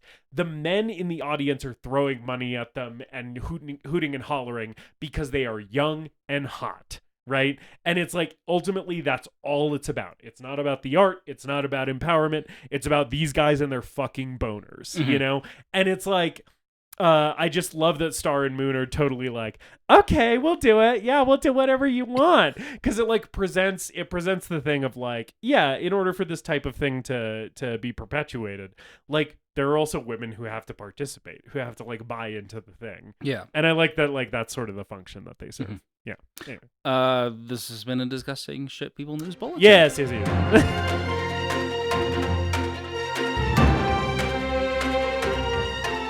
While we're at the burlesque club, I like this guy at the bar who I can only describe as he looks like Townes Van Zandt went through a dryer cycle too many times. Yes, he's even more leathery Townes Van Zandt. I think this character's name is Lyle, and his only function in the movie is to be the witch sniffer. He's like, is there any witches in this burlesque club? I fucking hate witches. Yeah, they're all when the witches do their little toast, and he's like, witches go home. I also like that guy. Yeah. And then at the end of the movie, speaking of a guy who would be at home in Deadbeat at Dawn. I think he's in Deadbeat at Dawn. I think it's that exact same guy who's just moving around to different bars being a drunk asshole. Yeah, he's one of the guys like throwing shit into the trash can in Deadbeat at Dawn. But yeah, I like this guy. I like this guy too. I also like that when they're at the burlesque club, everybody has like normal bottles of beer on their table, and then the witch table has these like jewel encrusted goblets. This is a big goblet movie. It is a big. There is truly the biggest goblet I've ever seen later in the scene with Richard. In the midsummer wedding Renaissance festival thing, when they lay out the feast, it's like, oh, you guys are just bringing extra, like they're bringing out the false grails from Last Crusade. It's like these are just props from Indiana Jones 3, guys. I'd love it if Griff drank from it and his hair got super long and he turned into a skeleton. And then the knight showed up. He chose poorly. He is chosen poorly. Maybe we'll talk about Indiana Jones and Last Crusade at some point. Yeah. One of the great performances of all time, that old guy that played the Crusader Knight. The Grail Knight? Yeah. That guy rocks. I love the Grail Knight, one of the great characters in cinema. Because his whole job is to sit in a room, and then Harrison Ford shows up, and he's like, hey, there's some cups here. And he swings a sword, falls over, and says, oh, I guess you're here for the grails then. All right. Pick one. Oh, you fucked up. Yeah. And then he waves goodbye and sort of respectfully, and then just gets fucking crushed to death. Yeah. Presumably. I don't think drinking from the Grail saved him from the tons of rock that landed on him. I don't know. Grail Knight, an Indiana Jones story. Yeah, give me the Grail Knight sequel. The Grail Knight spinoff. Give me that fucking Apple TV exclusive miniseries. I don't know. Yeah. Anything else at the burlesque club? Not really. Yeah. So Trish is like, I'm gonna go out of town for a little bit. Mm-hmm. I like the scene where she comes over and Elaine is painting. This is one of Elaine's best looks in the movie when she has her hair up. And she has a little choker on and like the Victorian dress and shit. Yeah. And she like offers her tea and cake. And then Elaine is eating the biggest slice of cake in the world. She's eating like a monstrous slice of cake on this plate. And Trish is like, no, none for me, thanks, or whatever. And Trish is like, oh yeah, like I'm going out of town. And Elaine's like, oh, is Richard going with you? And Trish is like, no, he'll have to fend for himself for a little while. And Elaine looks at her in a way that is so sinister that I'm like, Trish should not be surprised by what happens later in this movie. It is very clear that this woman's plan is to fuck her husband while she's out of town. Yeah, and that's what happens. Yeah. We get another striptease from her. Yes. So she invites Richard over and is like, oh, do you have any fantasies? And all of his fantasies are basically like, I want to fuck a lady who's not my wife. Because this guy sucks. Well, he sucks in a different way than Wayne, but he sucks. She asks him what really turns you on. Yeah. And he's like, flying. I want to fly a plane. Speaking of Harrison Ford. I want to fly a plane and I want to crash a plane. I can't come unless I crash a plane. Again, everything goes back to the Crash extended universe we talked about. That's Crash 2. I'm pretty sure that Harrison Ford is living Crash 2. I think he literally can't finish unless he crashes a plane, and that's why that happens so much. He's getting up there. He's probably mostly shooting blanks. The only thing that works for me anymore is crashing one of my planes. Everything's backed up, and then every 2 or 3 years he crashes a Cessna, and it all just like spills all over the instrument panel. Yeah, that was a good one. Yeah. He likes flying planes. And then he's like, oh, I want to be a cowboy and fuck prostitutes. And then he's like, and when my wife hears me talk about this, she doesn't like it for some reason. And then she shakes her ass a bunch for him. I like that the weird Twin Peaks creepy music in this scene is diegetic. She goes and puts on a record, and it's like, it starts... When it initially starts, it sounds like a horror movie score. It sounds like a Hitchcock suspense score. And then it kind of transforms into like Angelo Badalamenti style, like jazzy Twin Peaksy music. And I just love that it's like this is actually what this man is hearing in the room while this woman is stripping. is like weird like piano sting as she's taking her garter off or whatever. Yeah. We haven't talked about the music. I like the music. I wish there was more of it. And some of those musical stings, I like the way that they're deployed, but again, I think more of them would have been nice. I kind of agree with that. I as listeners have already picked up on, I like this movie a lot more than you. I do think the score is great when it's deployed in the movie. I think there's a great moment of silence that is intentionally deployed at the end of the movie.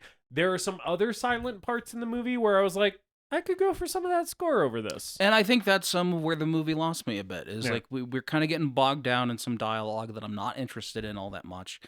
And some the editing and the pacing of these scenes, we need something to spice up the energy. And I think some music would have helped. Yeah. Fair enough. But overall, I do like the music in this movie. Just wish there was more of it. I like it the would have music been too. Nice to have some like, again, low budget movie, but get some like needle drops in there, or get some original music with like some nice psychedelic psych rock or something like that would be cool. Yeah. But I do kind of like the 60s Hitchcocky type of scores that they're pulling from for most of this movie. And there's sort of like a main theme that I think is pretty effective in this movie that comes back a few times. At the end of the scene, I just like that he is like, "Who are you? You're amazing." And she says, "I'm the love witch. I'm your ultimate fantasy." And his response is, "That's right, you are." And then he motorboats her titties. I just like that that's how this scene ends. I understand that reaction. She's just like, "I'm your ultimate fantasy." And he's like, I'd do that too. I'd be up in there like Boss Nass. and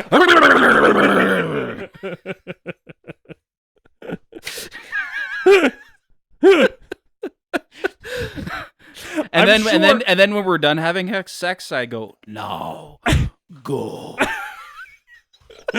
Be gone with you. You are thinking you are greater than the Gundans?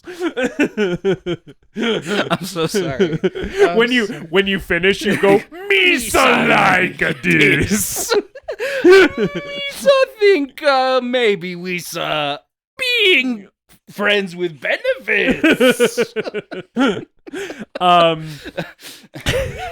Motorboating is fun. I think it's not a problematic thing to say. That motorboating is fun. It's fun to put your head between some titties and go. You know what I'm saying? I've probably tried it as a goof. Yeah. I've only done it as a goof. I'm not enough of a rube to unironically motorboat. Yeah, that's not the thing for you. No, I have to do a deconstructed motorboat. You see, I'm doing this as a bit. You understand? Yep, that's happened to me a few times where it's like, let's just do this weird thing for 5 seconds, see how that goes. Oh, yeah. Okay. I read this on Urban Dictionary one time, and I just want to see how it is in real life. Right. Yeah. I think we didn't mention before. It happened before this in the movie, but it doesn't matter. Is the detectives have already been introduced by the time she is ensnaring Richard, and they're on her tail, right? So like, what has happened is the detectives. There's a lady who Wayne was talking to when Elaine sweeps him away, right? And she goes to the police and is like, "Hey, this teacher guy who's my boyfriend has disappeared. He went off with this strange woman." And they go and investigate his cabin. They find the bottle of piss. They find his body. They find the rotting penis steaks. So they're like, then like Griff and his partner detective guy go to the crystal shop that she's been selling stuff to, and they're like, hey shopkeeper lady, you ever seen one of these bottles of piss before? And she's like, well, as a matter of fact, there's a lady who keeps bringing bottles of piss in. Yeah. I would watch a 26 episode weekly cop series about Griff fucking Meadows. Griff Meadows rules. He's great.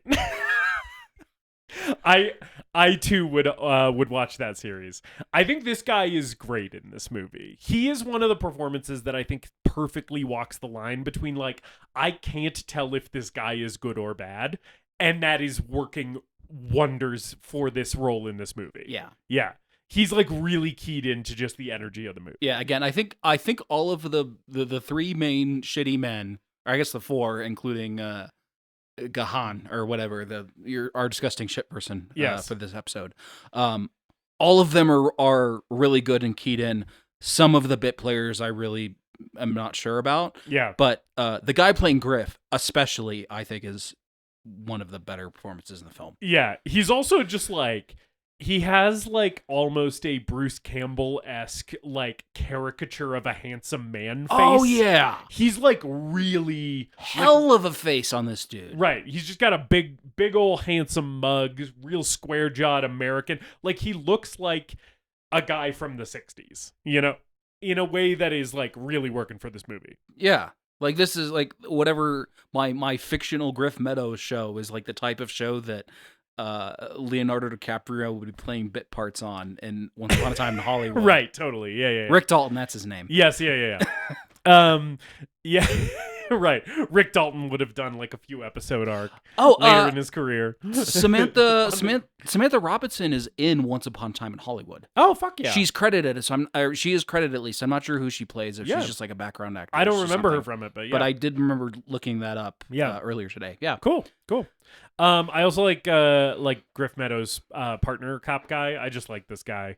I like them playing off each other, and I like later when he's like dressing him down, and then Griff punches him and shit. Oh, the punch is so fucking funny. It's really funny because it's very intentionally the shittiest movie punch you've ever seen. It's so fake. The sound effect is so ridiculous. She uses that same sound effect for every punch. Yes. Like when they're attacking Elaine at the bar and burn the witch, we just using that punch sound effect over and over. It's great. I love it. I like his partner. I wish his partner was maybe just like a couple notches better. Okay. Because he's the ones where I was like, I really want to love this dynamic. Yeah. And I'm not quite there yet. Fair enough. But whose dynamic I do love though? Griff and Sergeant Connie. Sergeant Connie, the woman at the police department, who is like ravenously horny for Griff Meadows. When we first meet her, she's like coming up to him and being like, hey, like, if you ever want to go out sometime, like, just hit me up. And I don't even remember the line, but it's basically something like, I'll show you all the things I can do, or something like that. And then she like touches his arm and like moves her fingers down his arm really slowly. And I'm like, first of all, this is workplace harassment. And second of all, someone follow this woman with a mop after she interacts with Griff Meadows, because this is the horniest performance I've ever seen. She is considerably horny. Yeah. And then later on, when she's like, hey, how about dinner tonight? And he's like, no, I can't, because he's gonna go out with Elaine. She looks like so shattered by this, and I'm like, I want to watch this woman's movie where it's like the same thing but from her perspective, where she's like obsessed with this dude, and then he like starts going out with this witch, and it like ruins her life. It's all happening off screen, but you get little tastes of it, and I love it. So they're sort of onto her. And by the time she does her little dance for Richard and gets him under her spell or whatever, they've basically caught up with her. So then, like, more or less the next thing is Griff shows up at her apartment. Yeah. And is like, hey, you know anything about this bottle of piss?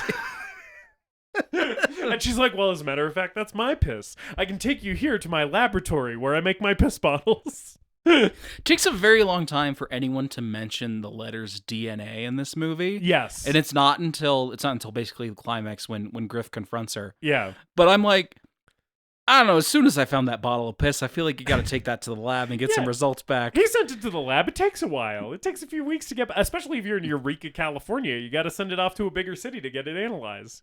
That's a lot of piss, though. I feel like you got a pretty big sample there. I don't know how much DNA's in piss. I feel like the blood in it is more of the thing that you need. Well, yeah, that too. Yeah. Is there DNA in piss? Scientists write in. CSI. Can piss. You DNA test piss? I assume probably. I don't know. Yeah. I would just love one of those CSI episodes to start with like, well, after he killed the guy, he pissed all over him, so Guess we'll have to get those analyzed by the lab. Looks like Piss.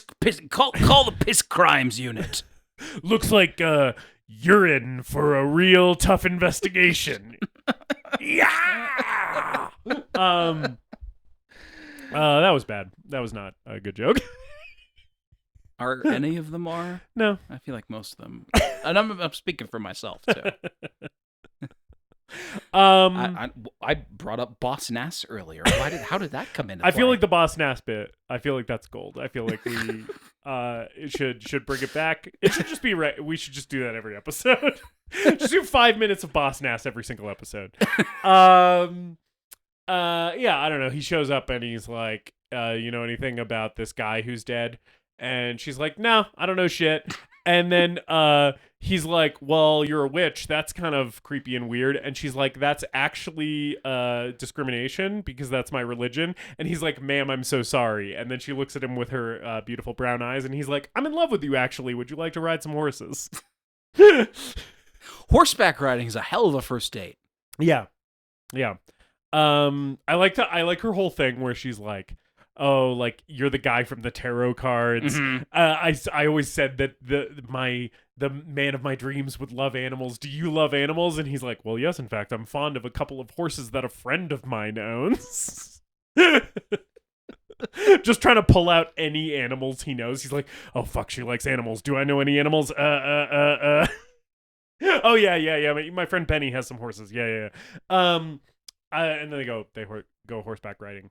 It is a hell of a first date. They also coordinate outfits. They have matching horseback riding outfits. Horseback riding with horseback riding outfits. Which is a hell of a first date. Yeah. To be like, what are you wearing? Because I'm going to wear this and I figured we could match. You know? Yeah. And I also think this is, sorry, I didn't mean to cut you off. No, go ahead. I also think this is Elaine's best look of the movie. It's the horseback riding outfit. Oh, okay. I think she looks fucking incredible in this whole sequence where she's wearing this.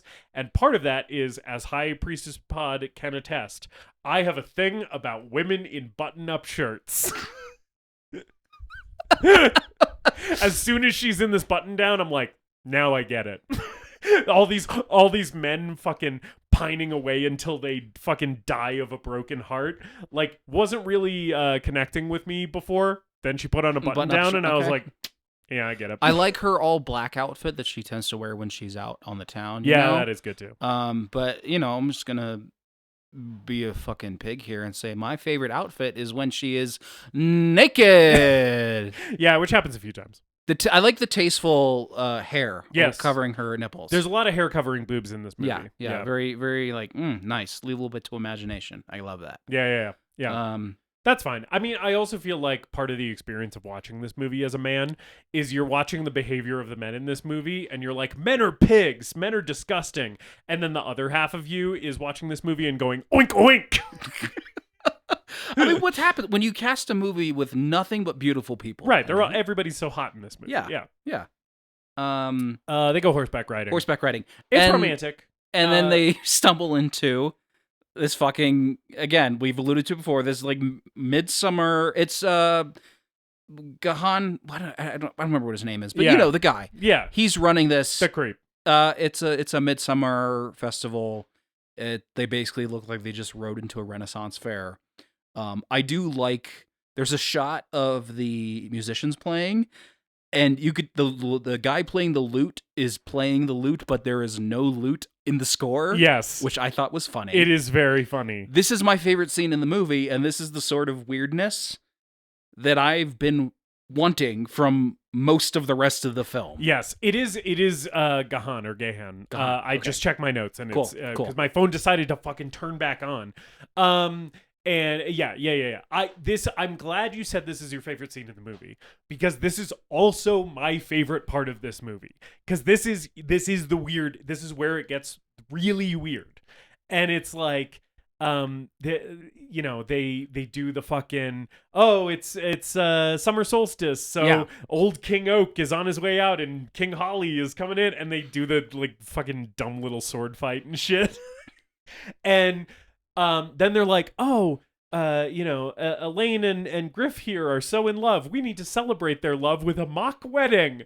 And they like strip him down and put him in like Renaissance fair clothes. And Griff has this like big dumb smile on his face. He's just, as the guys are putting clothes on him, and the girls look in the tent and they like start giggling. Like, oh, yeah, and it's so weird and so stilted and so over the top. And it is the part of the movie the first time I watched it where I was like, oh, like this movie was operating on a level of weirdness that I was really vibing with, and then it like abruptly escalates the level of weirdness where I was like, oh fuck, like now we're cooking with gas, right? And then like the to me the pinnacle of this scene is the song that they sing, right? Where there's like the prince and princess of this like little Renaissance fair pageant that they're performing, and they're like, love is a magical thing, and they sing this whole little like fucking Renaissance style ditty. And the whole time Griff is like, okay, I'm here with a really hot girl, so I guess I'm just like chilling with this. And everybody else is like way too into it. And like I love the line in the song where the prince is like, we're pretending to be in love today, but pretending is still real, right? Which I also feel like is just like, that's also to me, like, when that line hits, I'm like, oh yeah, that's what this movie's about. I was going to say, is there much thematically that you get out of this sequence? Yeah. Because for me, I think it, like, when they bring it back at the end of the film, that's what kind of reinforces the themes. But mostly what I enjoy about this scene is just the fact that it's weird and we're sort of hanging out in this strange environment for a while. And I didn't get a ton thematically from it personally. I do get some from this thematically because to me, the whole heightened pageantry of this mock wedding is sort of like pointing at like the institution of marriage, right? And being like, isn't it fucking weird and ridiculous that we just decided this is a thing you have to do? That like someone with these bits and someone with those bits have to stand up in front of a bunch of people and put rings on each other's fingers, and that means something about your relationship, right? I feel, and I say this as someone who is like happily married, but like it is like a weird thing when you think about it. It's like, what, like, why did we decide this is a thing you have to do in your life for your life to be complete as a man or as a woman? It's the most fulfilling way to express your relationship with someone. Right. And I feel like by doing it in this heightened, comedic, ridiculous, satirical way, it's just kind of pointing at that, at like sort of the whole like industry and the whole like pageantry of weddings, and being like, isn't this kind of bullshit? You know, isn't it as bullshit as like a Renaissance fair, right? It's just people acting. It's a performance, right? And ultimately what it is what this movie is about, which is performing gender, right? It's like by getting up on stage and being a groom or being a bride, that is an extension of being a woman and being a man, right? Which ultimately is just a performance. It's a garment that we all put on for our fellow members of society, right? And it's like, does that actually say anything about who you are? Like, is that reflective of like your inner self? It's like in some cases maybe, and in some cases, right, in cases where people have, you know, gender dysphoria or are non-binary, like those things can be restrictive and can like push people down, right? And I kind of feel like that's what I was thinking about during this sequence the first time I watched it, and this time as well. Okay. It's like, oh yeah, by showing the institution of marriage as like something ridiculous and laughable, it's kind of being like, isn't this all just horseshit? Like, don't we all just kind of make these things up? And these are just collective like myths that we just accept uncritically, right? And the movie's kind of encouraging you to be like, be a little bit more critical about this, you know, is sort of how I take it. Okay. Yeah. I think at this point I had disconnected pretty heavily from a lot of the themes of the film. So I wasn't thinking on that level while watching the scene, but a lot of what you're saying makes sense. Fair enough. And if I were to go back to this movie, I think in general, if I were to go back to this movie at a later date, I would probably have a different perspective on it entirely. Yeah. It is right. And it's one that I think I liked it on first viewing, but I think the second time around with it, I was more plugged into the thematic stuff because it wasn't all of the stylistic stuff wasn't as distracting to me. Because it is heavily stylized. So a lot of the first viewing is just like, wow, colors, wow, 35 millimeter, whoa, all the costumes and everything, So I feel like it is, in my opinion, one that like benefits from repeat viewings. Okay. Around here, we check back in with Richard, who is not doing so well. Obviously he had his little affair with Elaine. Elaine has been like ignoring him because she found Griff and has been just going to Ren fairs and horseback riding and shit with him. So Richard is like pining after Elaine and it's like ruining his whole life. And I love him like they have like Trish and Richard in their house have like a fully stocked bar cart with all of these decanters of booze. And I love that Trish is getting ready for bed. And she's like, Richard, are you going to come to bed? And he's like, no, not right now, honey. I got a lot more work to do. And he just starts, like, picks up one of these decanters and just starts chugging it. And it's like, yeah, I got a lot of work to do. Me and Mr. Bourbon have some paperwork. Well, he's writing letters to Elaine and practicing tarot. Yes. He's taking that up. No, honey, I can't come to bed. Me and Professor Brandy have a lot of important papers to grade. I don't practice or believe in any sort of witchcraft related, so tarot or anything like that. Yeah. But I occasionally run into movies that feature tarot cards, and they always do like a dramatic close up of the card that the person drew, and it's supposed to mean something, and I never know what it means, so maybe I need to learn a little bit more about it to be fair, just to understand this stuff. To be fair, like you're at our house all the time. You've seen the many decks of tarot cards that me and High Priestess Pod have. Yeah. High Priestess Pod has learned how to read tarot, and I believe still knows how. I'm in the same boat as you. I don't know shit about tarot. I have a bunch of tarot cards in my house. I couldn't tell you a damn thing about them.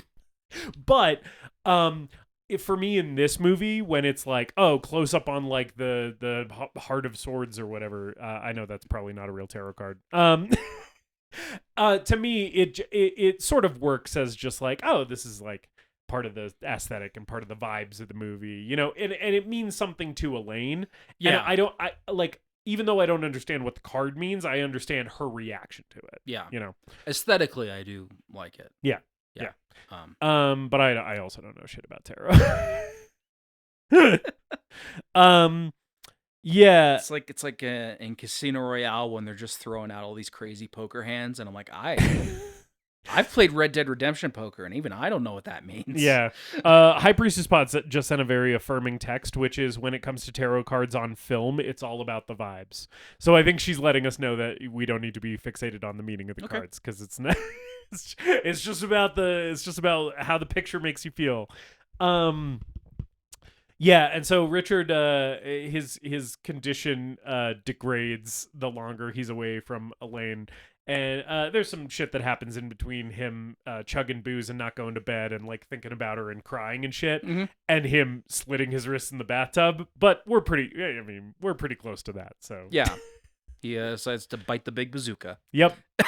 And shuffle off this mortal coil. I like that this scene does try, and I think succeeds, at being like a little bit more serious in tone than a lot of the rest of the movie. Yeah. Right? Yeah. It's like when Trish finds Richard with his wrist slit in the bathtub, it's like we're not operating on that heightened satirical level. It's like, no, this is like a real moment of human tragedy. Yeah. That we're allowing to like have some weight. Trish's reaction and her reaction to Elaine refocuses some of the heightened emotions in this movie, and like I think it works for the ending. I do think I will say basically from the the mock wedding ceremony, Renaissance Fair, to the end of the movie is probably my favorite stretch of the movie. Yeah. I do think this film ends in a pretty strong place. Yeah. Yeah, I'm glad to hear that, because I really love the ending of this movie. Yeah. And if you said you didn't like the ending, then, I would kick you out of my house. No. He's fucking dead. Because he got too horny for a lady. He motorboated those titties too hard, And motorboated too close to the sun. He motorboated too close to the sun. And then he slit his own wrists. It's not a bloody movie. It's not a gory movie. Some people categorize this as a horror movie. I wouldn't. I would say it's like kind of a comedy satire. I mean, if I had a copy of this and I was putting it on somewhere on my shelf, I would probably put it in horror. Yeah. Because I think horror is an aesthetic too. Right. Like it's clearly referencing horror movies. It's indebted to horror movies. Yeah. Is it scary? No. But, and I don't think it's trying to be. Yeah. But that's part of what makes a horror movie to me. But there's a little bit of blood and gore here and then also at the end, which I appreciate. So after Richard dies, Trish and Elaine go back to the tea room and they have a little conversation. I love that Trish is like devastated because her husband of 10 years has taken his own life, and she's like trying to reckon with that, and then she's like, so how have you been, Elaine? And Elaine's like, oh, I'm great, I'm so in love. This guy is the absolute best. He's so hot, he's so smart, he's so funny. And you can just see like Trish's face is just like, I fucking hate this woman. Like she is an absolute monster. Like Trish is like ready to ruin this woman's life. Like she ruined hers. And then Elaine is like she's like, I love that Trish starts talking again, and Elaine just gets bored with what Trish is saying, and she doesn't look at her phone or her watch or anything. She's just staring directly at this woman's face, and then she goes, I'm sorry, I have to leave. Where she's just, it's like the rudest thing imaginable to just be like engaged in conversation with someone and just be like, actually, I've decided that I don't give a shit. I'm gonna get up and leave. And then so when she leaves her ring from the mock wedding with Trish, and Trish is like, oh, I have to return this to you. So she like pulls out her cell phone. This is where we get the cell phone moment that we talked about. And is like, I'll drop it by your apartment.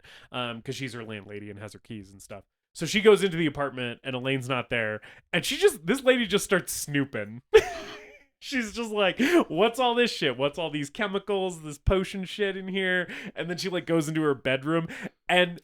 Oh, Elaine's little dresser of the man with mementos from the men that she murdered. But I love that before she notices the mementos from the men that she murdered. Oh, yeah. She puts on the wig and the makeup. Yes. This, to me, is a moment that, much like the Renaissance Fair sequence, is just a moment where it's like, oh, you thought this movie was operating on this level of weirdness? Now we're going to, like, a different level of weirdness where Trish is like, oh, I'm going to make myself look like her. Yeah. Like, I'm like, oh, I'm putting on her wig. I'm putting on her iconic blue eyeshadow and her lipstick. And now I'm going to dress in her lingerie. And it's just, like, such an invasion and so weird and fucked up. And, like, the psychology of it is so perverse.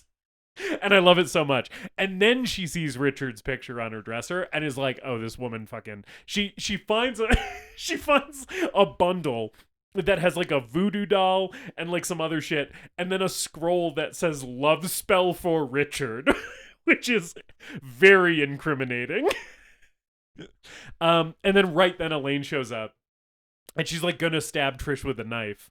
And Trish like grabs the knife from her and like pushes her down and is like wailing on her. And she's like, you slut, you skank, you killed my husband.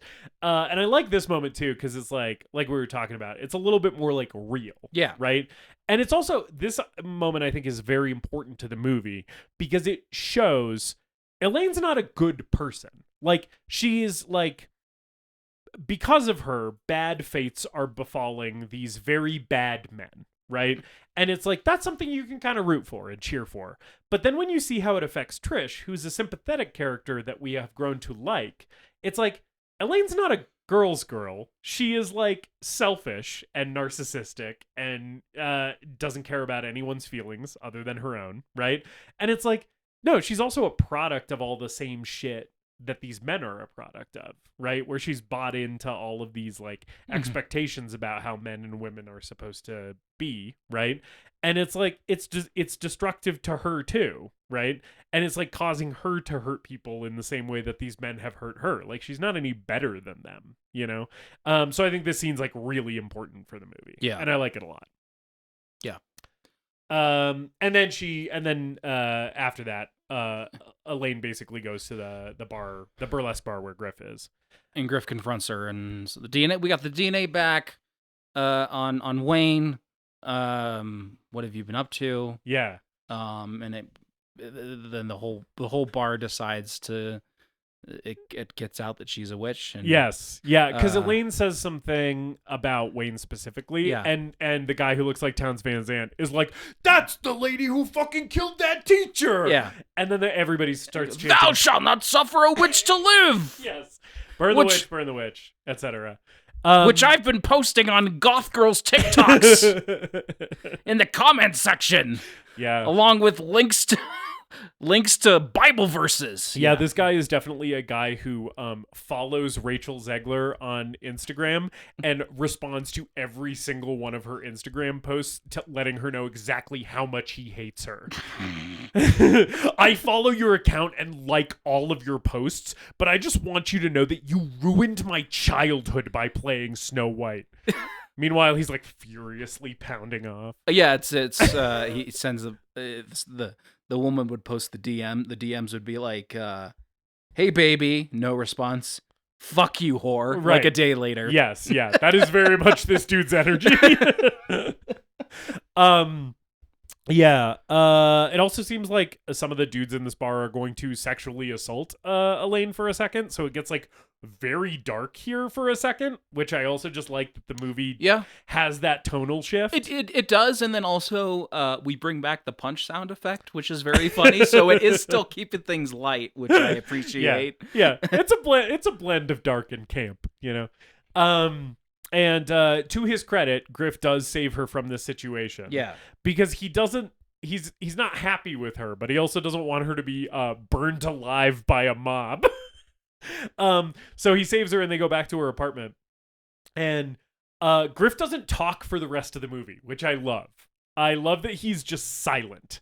And so the scene plays out where like he's sitting on the bed and she's like tending to his wounds because he got punched in the bar fight when he was rescuing her, and she's like, "Oh baby, poor baby," like she's doing that shit again. Mm-hmm. And he just looks at her like he the look on his face is like, "You fucking disgust me," and she like can't, like, this breaks her psyche. Yeah. And it's a really good moment. Yeah. I like it a lot. They hold on him for a while, just holding that expression on her, and it works really well. Because the way that I read this moment, right, is sort of like she has totally bought into her ideology that she has like verbalized in the movie already, which is like, all you need to do to get a man to love you is do whatever he wants, right? And she like feels like she's done that with Griff. She's like, "Oh, I went horseback riding with you. We had an adorable little wedding. Mm-hmm. I've done everything that you wanted of me." And I'm like, "Oh, I'm tending to your wounds like I'm supposed to." And the fact that he doesn't respond to it with just like the total like love and connection that she's expecting, like, it breaks her reality, because it's like, oh, like patriarchal society told me that if I'm nurturing and if I'm sexually submissive and if I'm all these things, then like that's how I'll get the man to love me. And it's like, if that doesn't work, she doesn't know who she is. Well, and so she stabs him because, and then looks over at the painting on the wall of a woman stabbing a guy and cutting his heart out, which really wish she Kali Ma'd that fucking heart. If she pulled the heart out of his chest, it would be another half star higher for me. Yeah. But then she fantasizes about the wedding and him leading her off on the unicorn together. And that's like, yeah, well, she can't live with the reality of who this guy is. She can't live with the flaws. So she has to buy into the fantasy. Yeah. Just like a lot of the men in this movie express about not being able to deal with women as human beings and only as sexualized fantasies. Yeah, and in Griff's voiceover earlier in the movie, he even says, like no woman will ever meet the male fantasy of what a woman should be. He has a line that is something to that effect, right? He's basically saying like the societal expectation of what the perfect woman should be for a man is unattainable, and he like acknowledges that, right? So yeah, that's totally the ending of this movie. I think you're totally right, is sort of both things being presented to us, which is like the way that like gender roles have cemented themselves in society is like women are expecting stuff of men that men are incapable of delivering, right? An ideal that they will never live up to, and the same and vice versa, right? Men are holding women to this unrealistic ideal that like they'll never achieve, right? And it's like, how do you square that? You either have to like accept the person, or you have to just like live in the fantasy. And she chooses to live in the fantasy. And it's like, I love the ending with the eerie, like they cut to the band playing and there's no music. Oh yeah, and there's like no sound at the end at all. There's like just like a little bit of rustling, and it's you can hear like the horses. Yeah, the horses clip clop. Yeah, going. And I forgot the mime jester guy. Yeah, that guy's a fucking total weirdo. That guy has a face. That like the shape of that man's face is that man was destined to play jesters in Renaissance fairs. Yeah. And with him all made up in that jester makeup, he is a little like unsettling. Yeah. Like it just visually, it's like, that guy's kind of like creeping me out just anytime the camera's on him, you know? And he's got the little jester guy on the stick that he like makes turn towards him and shit. He interacts with. Yeah, that's fun. Yeah. That's the Love Witch. That's the Love Witch. R.I.P. to all those men. They mostly deserved it. David, I know what you're gonna say here. You tipped your hand early, but it's the format of the show. I still gotta ask you: is The Love Witch the greatest movie ever made? No, David didn't like it. So I've been a little facetious here. This is the best kind of bad movie. Okay. On this that we've talked about on this podcast. All right. Which is, wow, did we? Yeah, we really clipped that. Oh yeah. Boy. Oh boy. R.I.P. headphone users. This is a type of movie that is very well made, that did not personally work for me, but may work for you listening at home. Yeah. I do have a lot of admiration and respect for aspects of this movie, including the production design, just the sheer amount of work that Annabelle clearly put into this thing. Aspects of the tone, aspects of the themes, some of the performances, and some of those stranger moments and weirder moments of this film. But as much as I respect a lot of elements of this movie, I just can also admit that I didn't really enjoy my time with it, and found parts of it boring, found some of the thematic elements and some of the writing to be pretty weak. And while there are parts of this movie that I did like overall, and some of those weird detours, it's also just really, really fucking long, and I think this would have been much more effective at 90 minutes. So, all that being said, I think this is just a matter of, like, I was already sort of in a bad mood today. This movie didn't exactly, like, raise that mood at all. And along the way, I just found a lot of things to pick apart and things that didn't work with me personally. All right. But I would say, sort of like Mary and Max, it's, it's different. It's unique. It's low budget. It's trying something. And if that thing works for you, then that's great. And it's something that isn't a Marvel movie. So, like, I would recommend that if you're at all interested in this, check it out. Yeah. Even if you're in David's camp and you don't totally vibe with it, probably still worth supporting independent cinema. Yeah. Better than the Emoji Movie. Yep. Wow, what a ringing endorsement. Definitely. They should use that as the pull quote on the Blu-ray box for the Love Witch. Better than the Emoji Movie. Would I rather rewatch the Emoji Movie or the Love Witch? I'm not sure. Wow. The Emoji Movie is sometimes you just gotta like. I think I will only watch that. You just have to like self-flagellate. And, I think pay for your sins, and that's the Emoji Movie. Only watch the Emoji Movie one time in my life, and that was the one time I watched it for this podcast. If I ever watch that movie again, call in a wellness check on it. Okay. Justice. Yeah. Is The Love Witch the greatest movie ever made? David. Yes. Is that Boston? David. Yes. You saw go through the planet go. The Love Witch is the greatest movie ever made. We can't invoke Boston ass too much, or George will come crawling out of the walls. Oh God, yeah. Yes, The Love Witch is the greatest movie ever made. I clearly enjoyed this much more than you. That's fine. It is a matter of taste.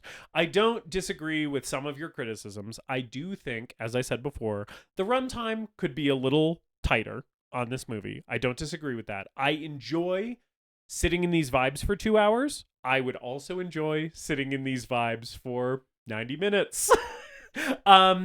And if the theatrical cut of this was 90 minutes, or the primary cut was 90 minutes, and then there was like some bonus scenes or whatever that were the rest of it, like that would also be fine, So I don't think this movie's without flaws. Like I said, I wish the score was kind of deployed a little bit more heavily in the movie, because the score fucks and is really good, and when it's absent, I miss it, And yeah, I think sometimes the thematic stuff, which I severely fuck with and really enjoy in this movie, is maybe a little more on the nose than it has to be. I kind of think the movie maybe at times doesn't trust itself as much as it should, because it executes a lot of the subtlety really well, and then it sort of reinforces it with like, but here's the point we're trying to make. Yeah. And saying the quiet part out loud. And I'm like, you didn't really need to do that. I don't mind it too much, but it is sort of a thing where I'm like, if there's a way to make this movie better, I think that is one of the ways, right? Is to just be like, let the subtlety speak for itself, take out the obvious, like, we're putting a fine point on it. And I think a lot of that is tightened up for the final act of the movie. Yes, I completely agree, which is why some of that is the best stuff in the movie. Yeah. Right? And the totally wordless final scene, basically, more or less wordless final scene, is a great example of that, where it's like we're using strictly visual language on this gorgeous 35mm print to communicate thematic the culmination of all the themes of this movie, and we don't have to have anybody saying shit, and I just feel like the movie hits those highs where it is using the visual language to communicate the themes throughout the runtime, and then sometimes it hits some lows where someone has to be like, and this is what we mean by this, Not a huge gripe from me though, because I still enjoy it. And even when people are kind of saying the quiet part out loud, they're doing it in a goofy, stilted way, in totally over-the-top, extravagant costumes, in these ridiculous environments that are so colorful and so full of life. And I just think the artistic integrity and the vision on display here is something that should not go unacknowledged. And I mentioned Deadbeat at Dawn at the beginning of this episode. This movie kind of gives me the same just like ecstasy for the creative process that I experience watching something like Deadbeat at Dawn, or something like Who Killed Captain Alex, or sure, or even something like a Lynch film, where I'm like, this is an artist, like this is a labor of love from an artist who has like a clear vision of what they want to say and how they want to say it, and they're just doing it, And I will say, I take no pleasure in ragging on a film coming from like an independent auteur who is clearly pouring their heart and soul into something. It's fine for it not to be your cup of tea, yeah, right? Yeah. It's like just because it is a labor of love by an artist doesn't mean it's good. The Room is also a labor of love by an artist. That is a singular vision by an auteur, right? Like, and so I get it, And you probably enjoy The Room more than you enjoy The Love Witch, but that's also fine. Do you not enjoy The Room? I like The Room. We're never talking about The Room. We're never doing a Room episode. Let's put that out there. It's maybe actually good to have a little The Room corner on this episode, though, because this is maybe the movie we've covered that is the most spiritually similar to The Room. Interesting. I'd have to think about that. But that it is like very stilted and stylized and weird. Yeah. But like this in an intentional way, and that maybe in an unintentional way. But like I like The Room. I wouldn't say The Room is like a movie that I like love. It's, to me, it's sort of like, haha, what an interesting curio. Okay. That I like to occasionally visit, right? I don't have the same connection to it as some people where I'm like, this is like as important as Citizen Kane, you know? It's been a while since I've seen it, but there was a point in my life where it was like, every time I was with a new group of friends who hadn't seen or someone in the group hadn't seen The Room, we were watching The Room. I love to watch The Room. Yeah. I went to an Alamo Drafthouse screening of it where Greg Sestero talked before, and like the whole audience was doing the callbacks and everything. Mm-hmm. Really fun time at the movies. You know, I appreciate it on that level. At the same time, it's like, if you're gonna ask me which movie I like more, The Love Witch or The Room, I'm going to say The Love Witch, because I think this movie's good and that movie sucks. Okay. But yeah, yes, it's the greatest movie ever made. It's a weird one for me because this movie doesn't scratch a lot of the itches that my typical type of favorite movies do. I wouldn't say this is one of my favorite movies, but it's like, I like this a lot more than I like movies of this type. In that it is a horror movie without very much gore, without really any scares. It doesn't really go like that dark or weird. Mm-hmm. It does go weird, but it doesn't go as weird as it potentially could. It doesn't go Lynch weird, right? And it's like, normally those are the things that I really vibe with, and this movie kind of doesn't do any of that stuff, but it kind of holds a special place for me because I'm just like, yeah, like, I really get what Anna Biller is saying here, and I like how she's fucking saying it, you know? So yeah. Cool. I'm glad you like it. I'm glad I like it too, because if High Priestess Pod had showed this movie to me all enthusiastically and I had been like, meh, then, you know, that would have been a bummer. Divorce. She would have love witched you. She might have love witched me. It is also just, you know, worth saying that Richard and Trish are married 10 years in this movie. High Priestess Pod and I have been married 10 years in August. However, I could not be tempted by Elaine because I'm built different and I'm not a pathetic little fucking wimp like Richard is in this movie. Because you love your wife. That's right. Just bears saying. Yep. What are we talking about next week? Next week, hopefully there's some forgiveness in store for us because we are returning to the world of religious films. Yes. In celebration of the resurrection of our Lord and Savior, Jesus H. Christ. But the movie's not about Jesus Christ. Because you picked another fucking adaptation of the Book of Exodus. I didn't. For Easter. Here's the thing. We're watching Cecil B. DeMille's second adaptation of the Book of Exodus, too. Also, like... Yes. The Ten Commandments. What if it was the Book of Exodus 2? Book of Exodus 2? Like the Book of Exodus, and then like the guy who wrote Exodus was like, I was cooking with gas. Let's do another Let's come up with some more plagues. I got more plagues in my back pocket here. Yeah, we're talking about the 10 Commandments. 10 floods this time, or 10 parting of the Red Sea. I don't know.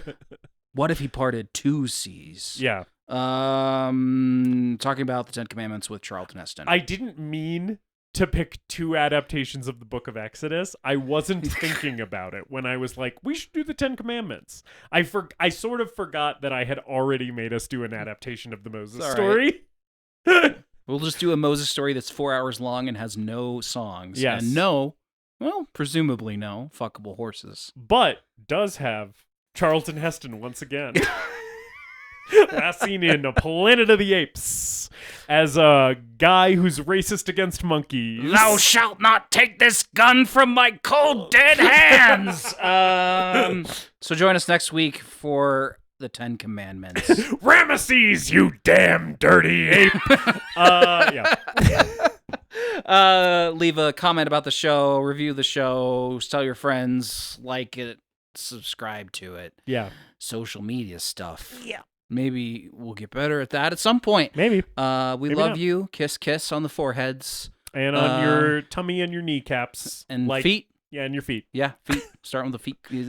But in a consensual way, not a creepy way. Yeah. As long as that's cool with you guys.